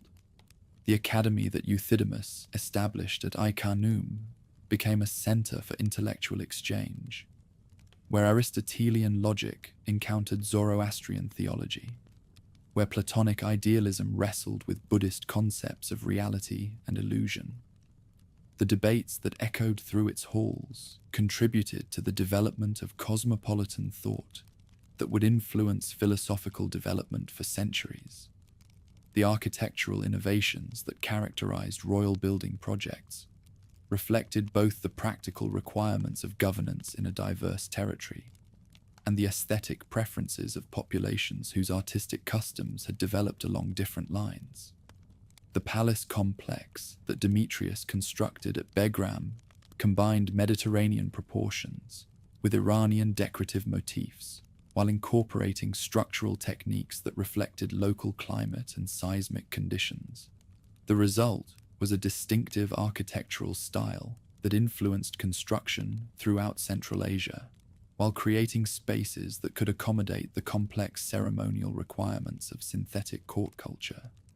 Military reforms that integrated soldiers from different ethnic backgrounds into unified formations required the development of new training methods and organizational structures. The phalanx formations that had conquered the Persian Empire were modified to accommodate cavalry forces whose tactical doctrine emphasized mobility over close order discipline, while siege techniques were adapted to operate in mountain terrain where conventional approaches often proved impossible. The officer corps that emerged from this process represented a true military aristocracy based on merit rather than birth, equally comfortable with European tactical manuals and Asian strategic customs. Economic policies that encouraged agricultural development while supporting commercial expansion created prosperity that benefited all segments of society. The irrigation projects that brought water to previously barren regions employed engineering techniques derived from both Persian hydraulic methods and Mediterranean mathematical precision, while the crop varieties that were introduced from different parts of the territory created agricultural diversity that reduced the risk of famine during poor harvest years. The tax systems that funded these improvements were structured to encourage productivity rather than merely extract revenue, creating incentives for investment and innovation. Legal codes that balanced European concepts of individual rights with Asian practices of collective responsibility produced frameworks for justice that could accommodate the diverse populations that made up the state. The courts that administered these laws included judges trained in different legal systems, while the appeals processes that protected citizens against arbitrary decisions reflected both Mediterranean concepts of due process and Iranian approaches to royal justice. The result was a legal system that commanded respect from subjects whose ancestors had lived under very different forms of governance. educational institutions that preserved and transmitted the accumulated wisdom of multiple civilizations, created generations of administrators and scholars capable of managing the complex requirements of synthetic governance. The scribal schools that trained clerks for governmental service taught multiple writing systems and languages, while the academies that prepared young nobles for military and civil careers combined traditional European liberal arts with practical training in Asian administrative methods. The libraries that accumulated in these centers preserved texts that might otherwise have been lost during the political upheavals that characterized the Hellenistic period. Diplomatic relationships with neighboring powers required the development of new protocols that could accommodate the diverse expectations of rulers whose courts operated according to different customs and practices. The embassies that carried royal messages to distant capitals included interpreters and cultural specialists who could navigate the complex requirements of international negotiation, while the treaties that emerged from these diplomatic efforts reflected both Mediterranean concepts of interstate relations and Asian approaches to personal loyalty between monarchs. The succession crises that periodically threatened dynastic stability reflected the inherent difficulties of maintaining unity in a territory whose diverse populations held different concepts of legitimate authority. The civil war that erupted after Demetrius's death in India pitted supporters of his young son against those who favored his brother Eucratides, with each faction drawing support from different ethnic and regional constituencies. The compromise that eventually restored peace required the partition of the domain into separate territories, a solution that preserved the dynasty while acknowledging the practical limits of centralized control over such vast and diverse lands. Religious syncretism that developed as different spiritual systems encountered each other in the territory's cosmopolitan environment produced theological innovations that would influence the development of major world religions. The mystery cults that attracted both European and Iranian adherents created new forms of religious experience that transcended ethnic boundaries, while maintaining connections to established practices. The philosophical discussions that emerged from attempts to reconcile different concepts of divine nature and human destiny laid groundwork for the universal religions that would eventually unite much of the ancient world. As the state reached its zenith under the successors of Demetrius, its influence extended from the Caspian Sea to the Arabian Ocean, while its cultural achievements inspired imitation throughout the Hellenistic world. The synthesis that had begun as a pragmatic response to the requirements of governing diverse populations had evolved into something far more significant, a demonstration that human civilization could transcend the boundaries of ethnicity and heritage to create new forms of social organization based on shared values rather than common ancestry. Yet even as the territory celebrated its achievements, storm clouds were gathering beyond the northern horizon.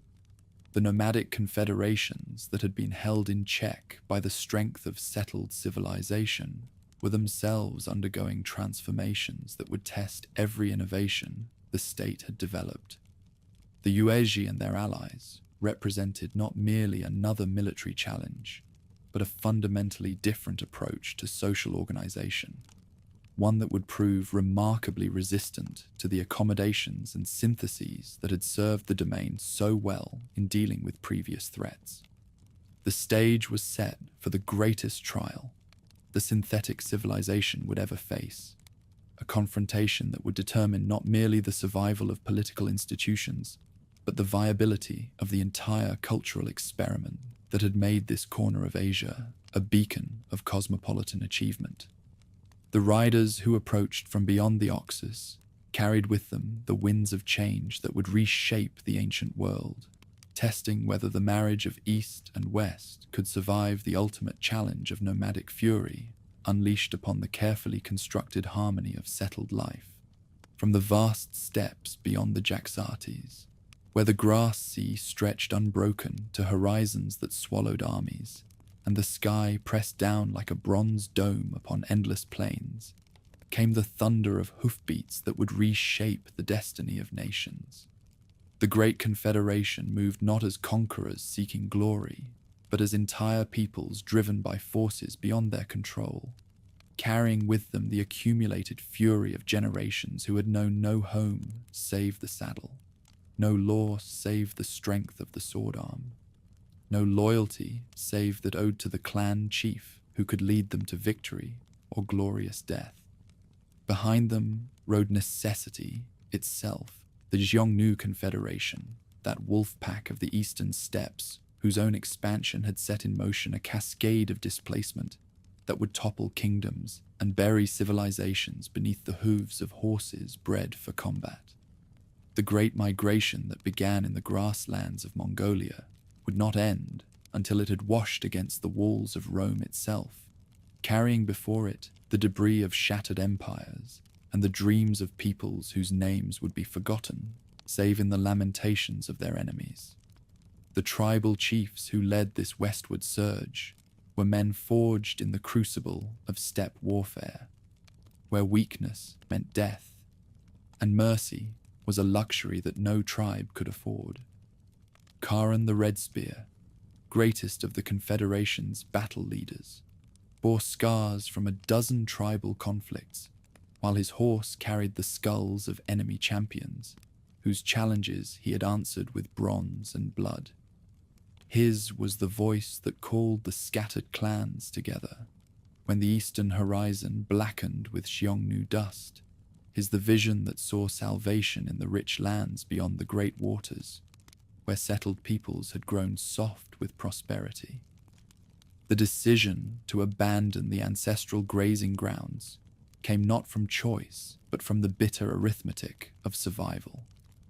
The confederation that the Xiongnu had forged combined the prowess of unified command with the mobility that made steppe armies nearly invincible against sedentary opponents. Their horse archers could strike like lightning and vanish like morning mist, while their heavy cavalry could break formations that had withstood the charge of Persian cataphracts and Macedonian companions. Against such enemies, even the fiercest tribal fighters could achieve nothing save heroic death. Yet the displaced tribes possessed advantages that their tormentors had underestimated. Where the Xiongnu remained essentially nomadic, content to extract tribute from conquered peoples while maintaining their traditional lifestyle, the refugee confederation had learned to adapt their methods to new circumstances. Their bands included not only mounted archers, but also engineers who understood siegecraft, craftsmen who could work in bronze and iron, traders who knew the value of goods beyond horses and weapons. The crossing of the Jax-Artes marked the beginning of the end for the established order in Central Asia. The great river that had served as the northern boundary of civilized authority for centuries could not contain the tide of desperate humanity that pressed against its banks. The vanguard crossed on improvised rafts in the depths of winter, when ice floes provided stepping stones for horses whose riders cared nothing for conventional notions of strategic possibility. Behind them came the main body, a migration of entire tribes, complete with herds, baggage trains, and families whose children had been born in the saddle. The first settlements to feel the storm were the outlying garrisons that protected the northern approaches to the Greco-Bactrian territories. These frontier posts, manned by veterans who had campaigned from India to the Caspian, found themselves facing enemies whose tactical doctrine represented everything they had been trained to defeat. The nomad horse archers who swarmed around their walls cared nothing for the conventions that governed warfare among civilized peoples, while their siege techniques reflected hard-won experience in reducing the strongholds of other steppe confederations. Fortress Tanais, guardian of the northern passes, held out for 7 months, before falling to an assault that combined traditional nomad mobility with innovations learned from Persian engineers who had joined the migration as refugees or captives. The garrison commander, Marcus Crassus Bactrius, descendant of a Macedonian colonist who had taken a Roman name in honor of distant allies, died on the walls, with a tribal arrow through his throat, his last words a warning to distant Bactria that would arrive too late to save anything but the capital itself. The siege techniques that the nomads employed revealed how much they had learned from their encounters with settled civilizations. Gone was the simple reliance on mobility and harassment that had characterized earlier steppe conflict. In its place appeared sophisticated understanding of fortification design, knowledge of undermining techniques, and the patience necessary for extended operations against prepared positions. The engines that breached Tanais' walls were crude by Hellenistic standards, but effective enough to accomplish their purpose. The refugee streams that fled southward before the advancing storm carried tales that tested the credulity of even the most experienced campaigners. Entire cities had vanished overnight, their populations scattered like leaves before the wind, while their treasures disappeared into the baggage trains of tribal bands. The great library of Margiana, repository of centuries of accumulated learning, burned for 3 days, while its scrolls fed the cooking fires of fighters who could neither read nor comprehend the value of what they were destroying. In the council chambers of Bactria, King Heliocles the Last, for that is the title history would assign to him, convened the final gathering of nobles who still acknowledged his authority. The maps spread across tables that had witnessed centuries of strategic planning showed the advance of destruction with cartographic precision, while the reports that arrived with each day's messengers told of positions abandoned, alliances shattered, and armies that had simply melted away before an enemy whose numbers seemed infinite.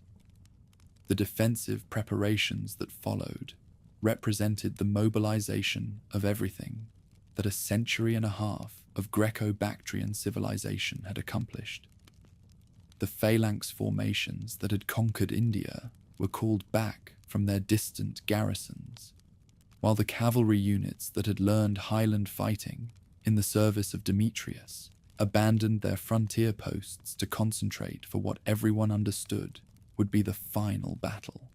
The elephants that had become symbols of royal power trumpeted their challenges from palace courtyards, while their mahouts prepared for combat against enemies who had never seen such beasts.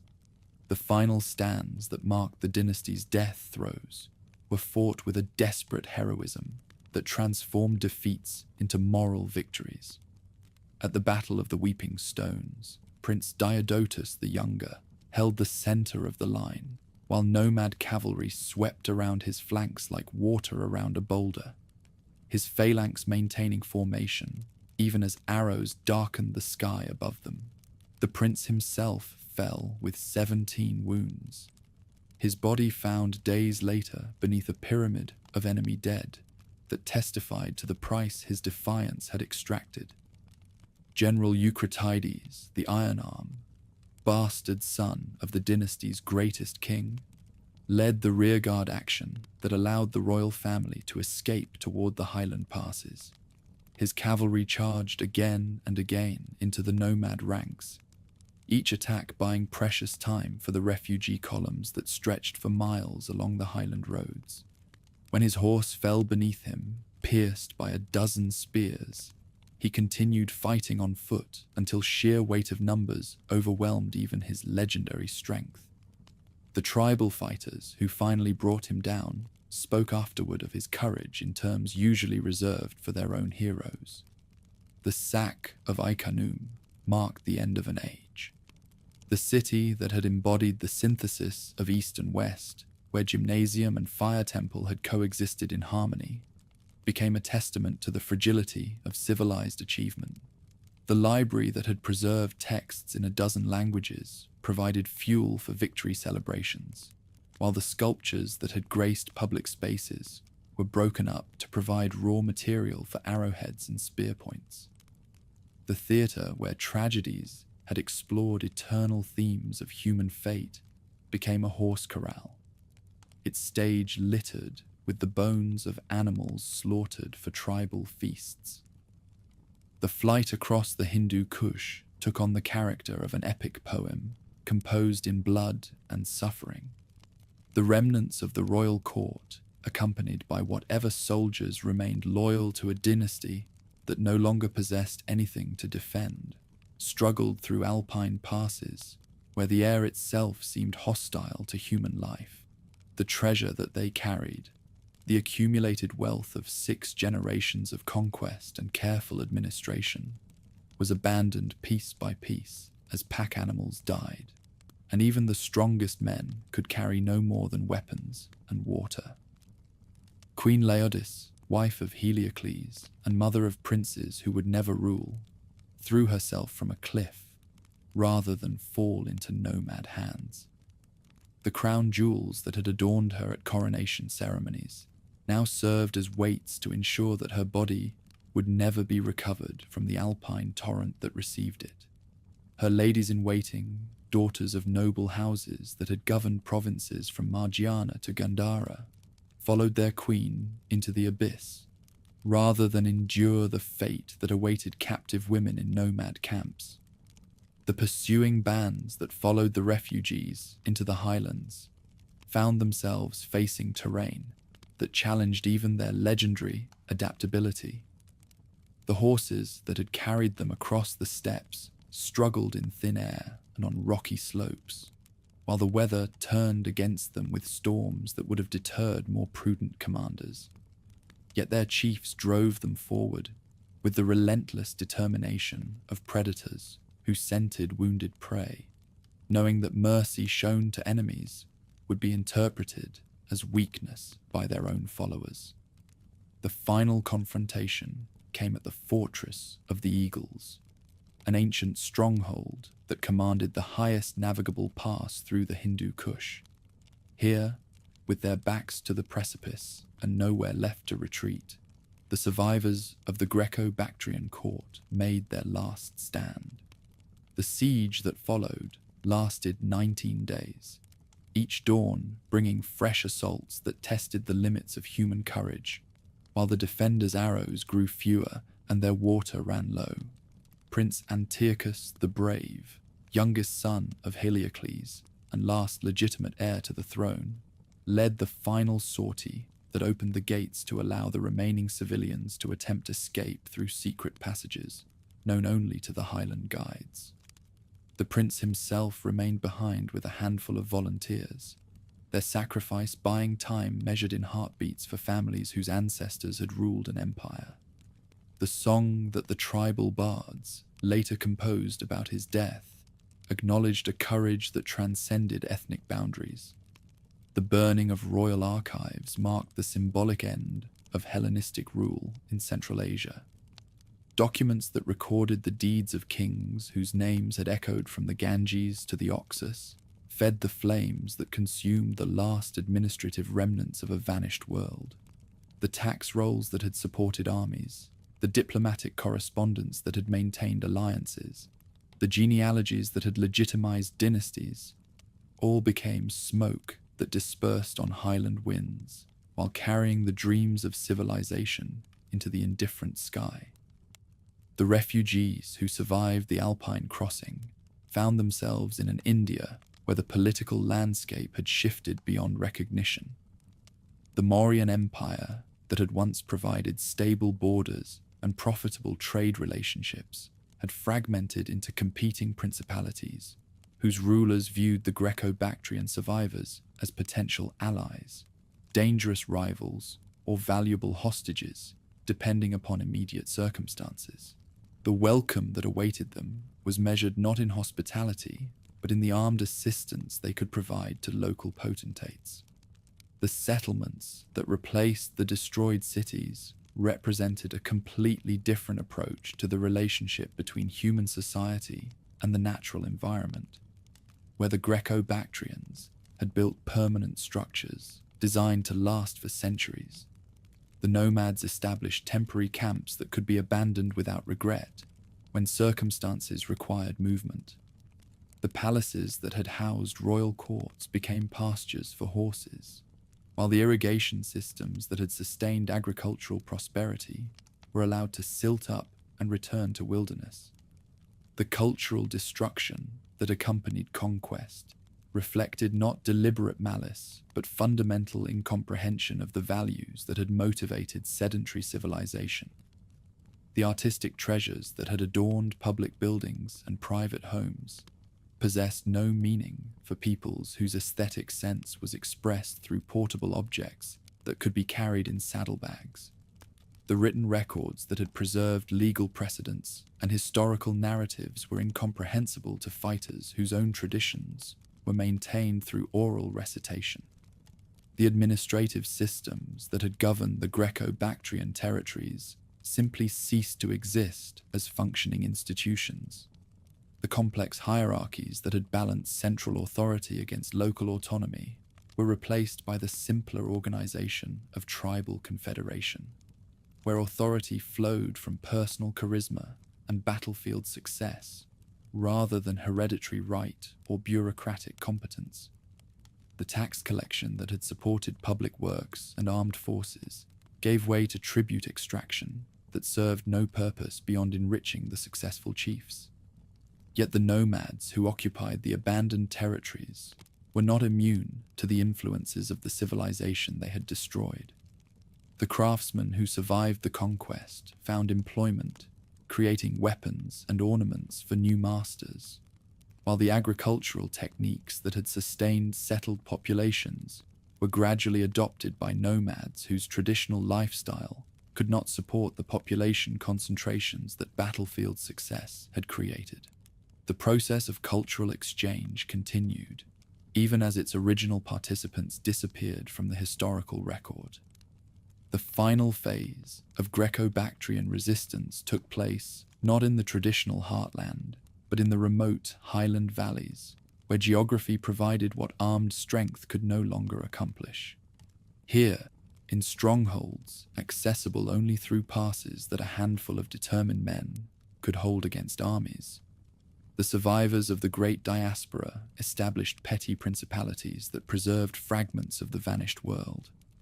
These alpine domains would endure for centuries, isolated outposts of Hellenistic culture surrounded by seas of nomadic conquest.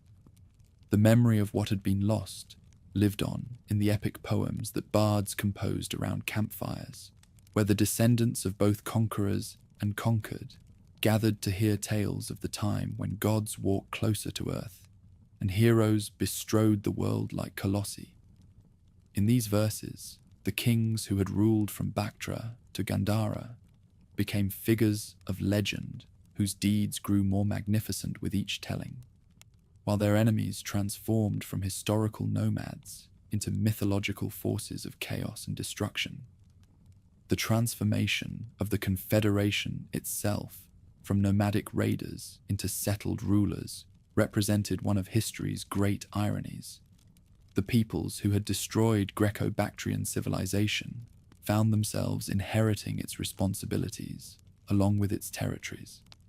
The tribes that had scorned the weakness of settled life discovered that governing agricultural populations required administrative skills that pure combat prowess could not provide. Within generations, the descendants of nomad chiefs were constructing palaces and commissioning artworks that echoed the aesthetic achievements of their predecessors. As the dust settled on the greatest catastrophe Central Asia had ever witnessed, a new order began to emerge from the wreckage of the old. The Confederation, transformed by conquest into the Kushans, would build their own empire on the foundations of what they had destroyed.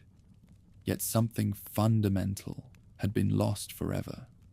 The unique synthesis of East and West that had made the Greco-Bactrian experiment one of history's most remarkable achievements in cross-cultural collaboration. The legacy of the vanished civilization would prove more enduring than its political institutions. The artistic styles that had emerged from the fusion of Mediterranean and Asian influences would continue to evolve under new patronage, while the commercial networks that had connected distant markets would be rebuilt to serve different masters.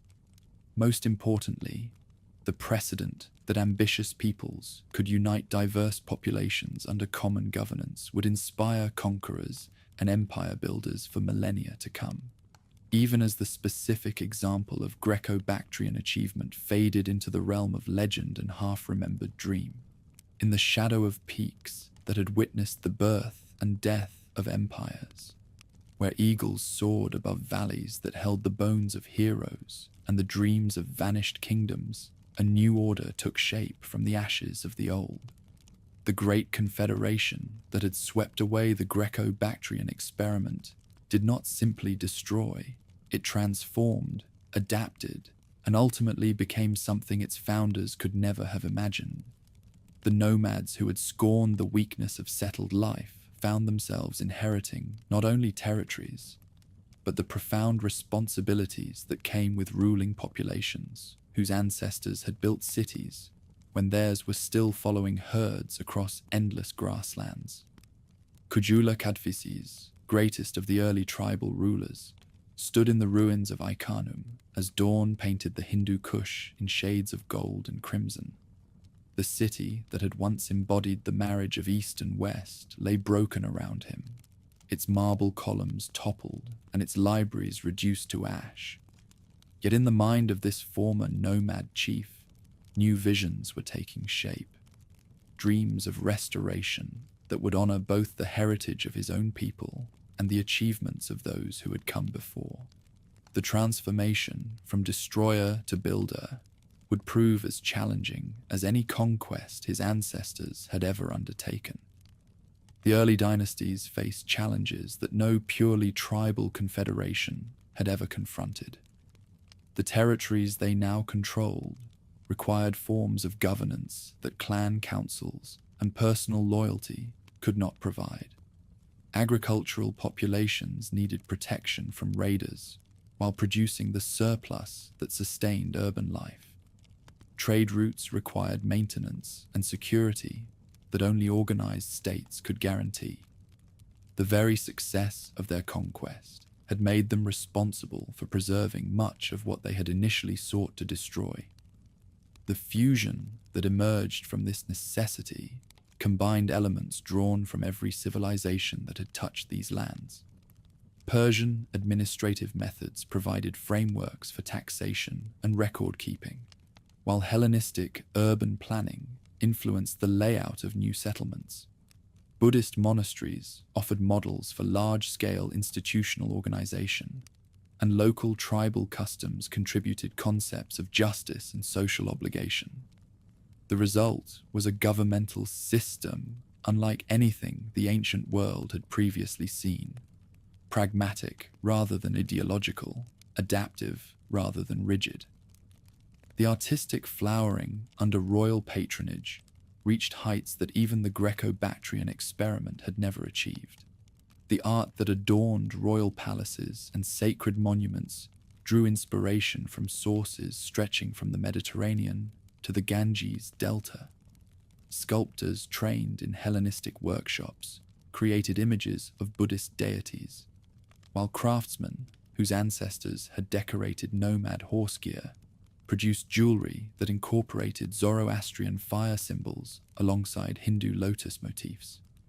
The coins that proclaimed royal authority to distant subjects bore inscriptions in Greek, Bactrian, and Sanskrit, testimony to the linguistic diversity that characterized the new order. In the remote highland valleys, where geography had provided sanctuary from tribal conquest, the remnants of Greco-Bactrian civilization maintained precarious independence. These mountain kingdoms, Kapisa, Udiana, and others, whose names survive only in fragmentary inscriptions, preserved customs that the larger world had abandoned. Here, in strongholds carved from living rock and cities perched on peaks that challenged the clouds themselves, the descendants of Alexander's soldiers continued to mint coins bearing the images of gods who had sailed from Olympus to find new homes among Asian peaks. King Hermaeus the Survivor, last of the great Greco-Bactrian rulers, held court in a palace hewn from the mountain itself, its chambers decorated with frescoes that depicted scenes from Homer, alongside local legends of spirits who dwelt in glacial heights. His kingdom consisted of a handful of valleys, connected by paths that only mountain guides could navigate. Yet the royal title he claimed stretched back through an unbroken line to Diodotus himself.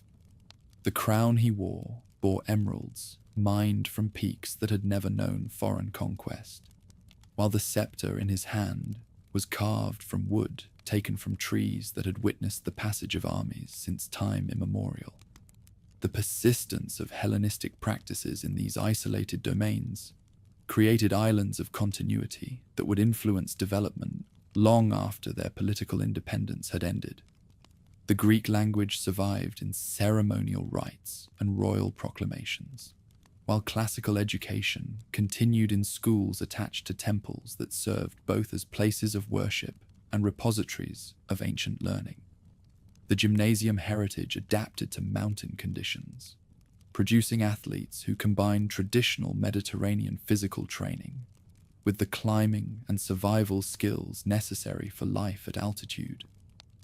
The oral narratives that preserved memories of the Golden Age took on mythological dimensions as they passed from generation to generation.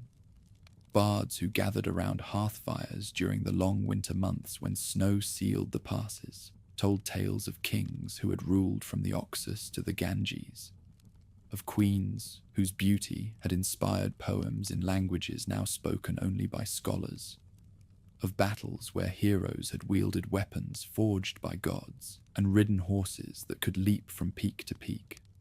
These stories transformed historical figures into legendary archetypes while preserving essential truths about the achievements of a vanished world. The new dynasties that consolidated authority understood the value of the practices they had inherited. Rather than attempting to erase all traces of previous civilizations, they incorporated useful elements while adapting them to serve new purposes. The bureaucratic systems that administered taxation drew upon Persian precedents, while the legal codes that governed diverse populations balanced tribal concepts of personal honor with settled approaches to written law. The result was a governmental framework that proved both flexible enough to accommodate change and stable enough to maintain order across vast distances. Kanishka the Great, whose reign marked the zenith of achievement, exemplified the fusion that made the new order unique among ancient empires. Born to a tribal family, yet educated in the courts of settled rulers, he understood both the strengths and limitations of different approaches to governance. His palace in Peshawar became a center of learning that attracted scholars from throughout the known world, while his military campaigns extended authority from the Caspian to the Bay of Bengal. The coins he issued proclaimed his titles in 4 languages, while depicting deities drawn from half a dozen different spiritual systems. The patronage that Kanishka extended to Buddhist institutions reflected both personal conviction and strategic calculation.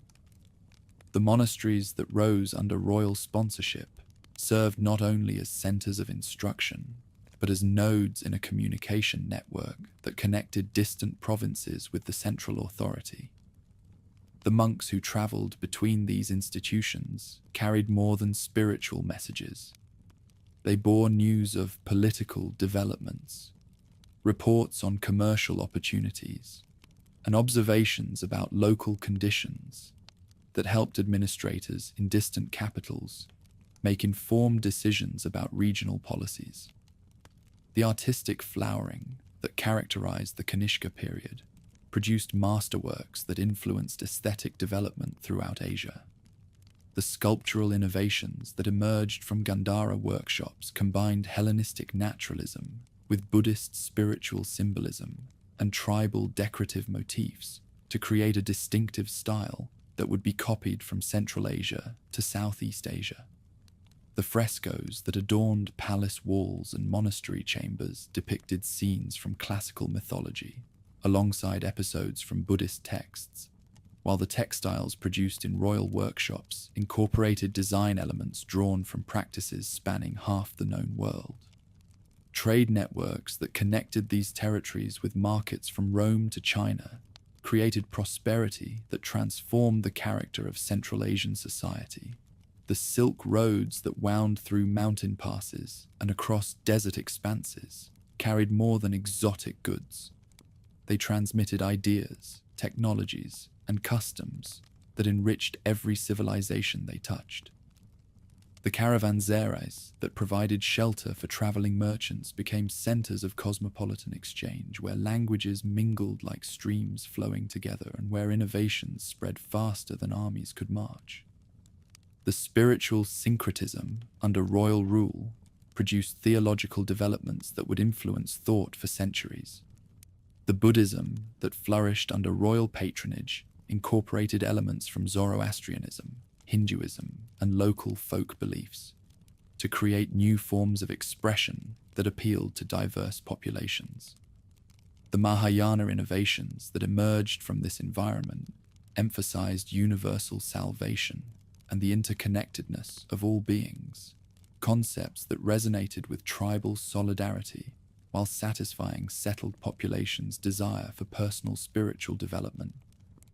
The educational institutions that emerged during this period preserved and transmitted knowledge that might otherwise have been lost during the political upheavals that characterized the era. The universities that developed around major monasteries became centers of learning that attracted students from throughout Asia, while the libraries they maintained preserved texts in multiple languages and scripts. The curriculum that evolved in these institutions combined spiritual instruction with practical training in administration, medicine, astronomy, and other fields necessary for maintaining complex societies.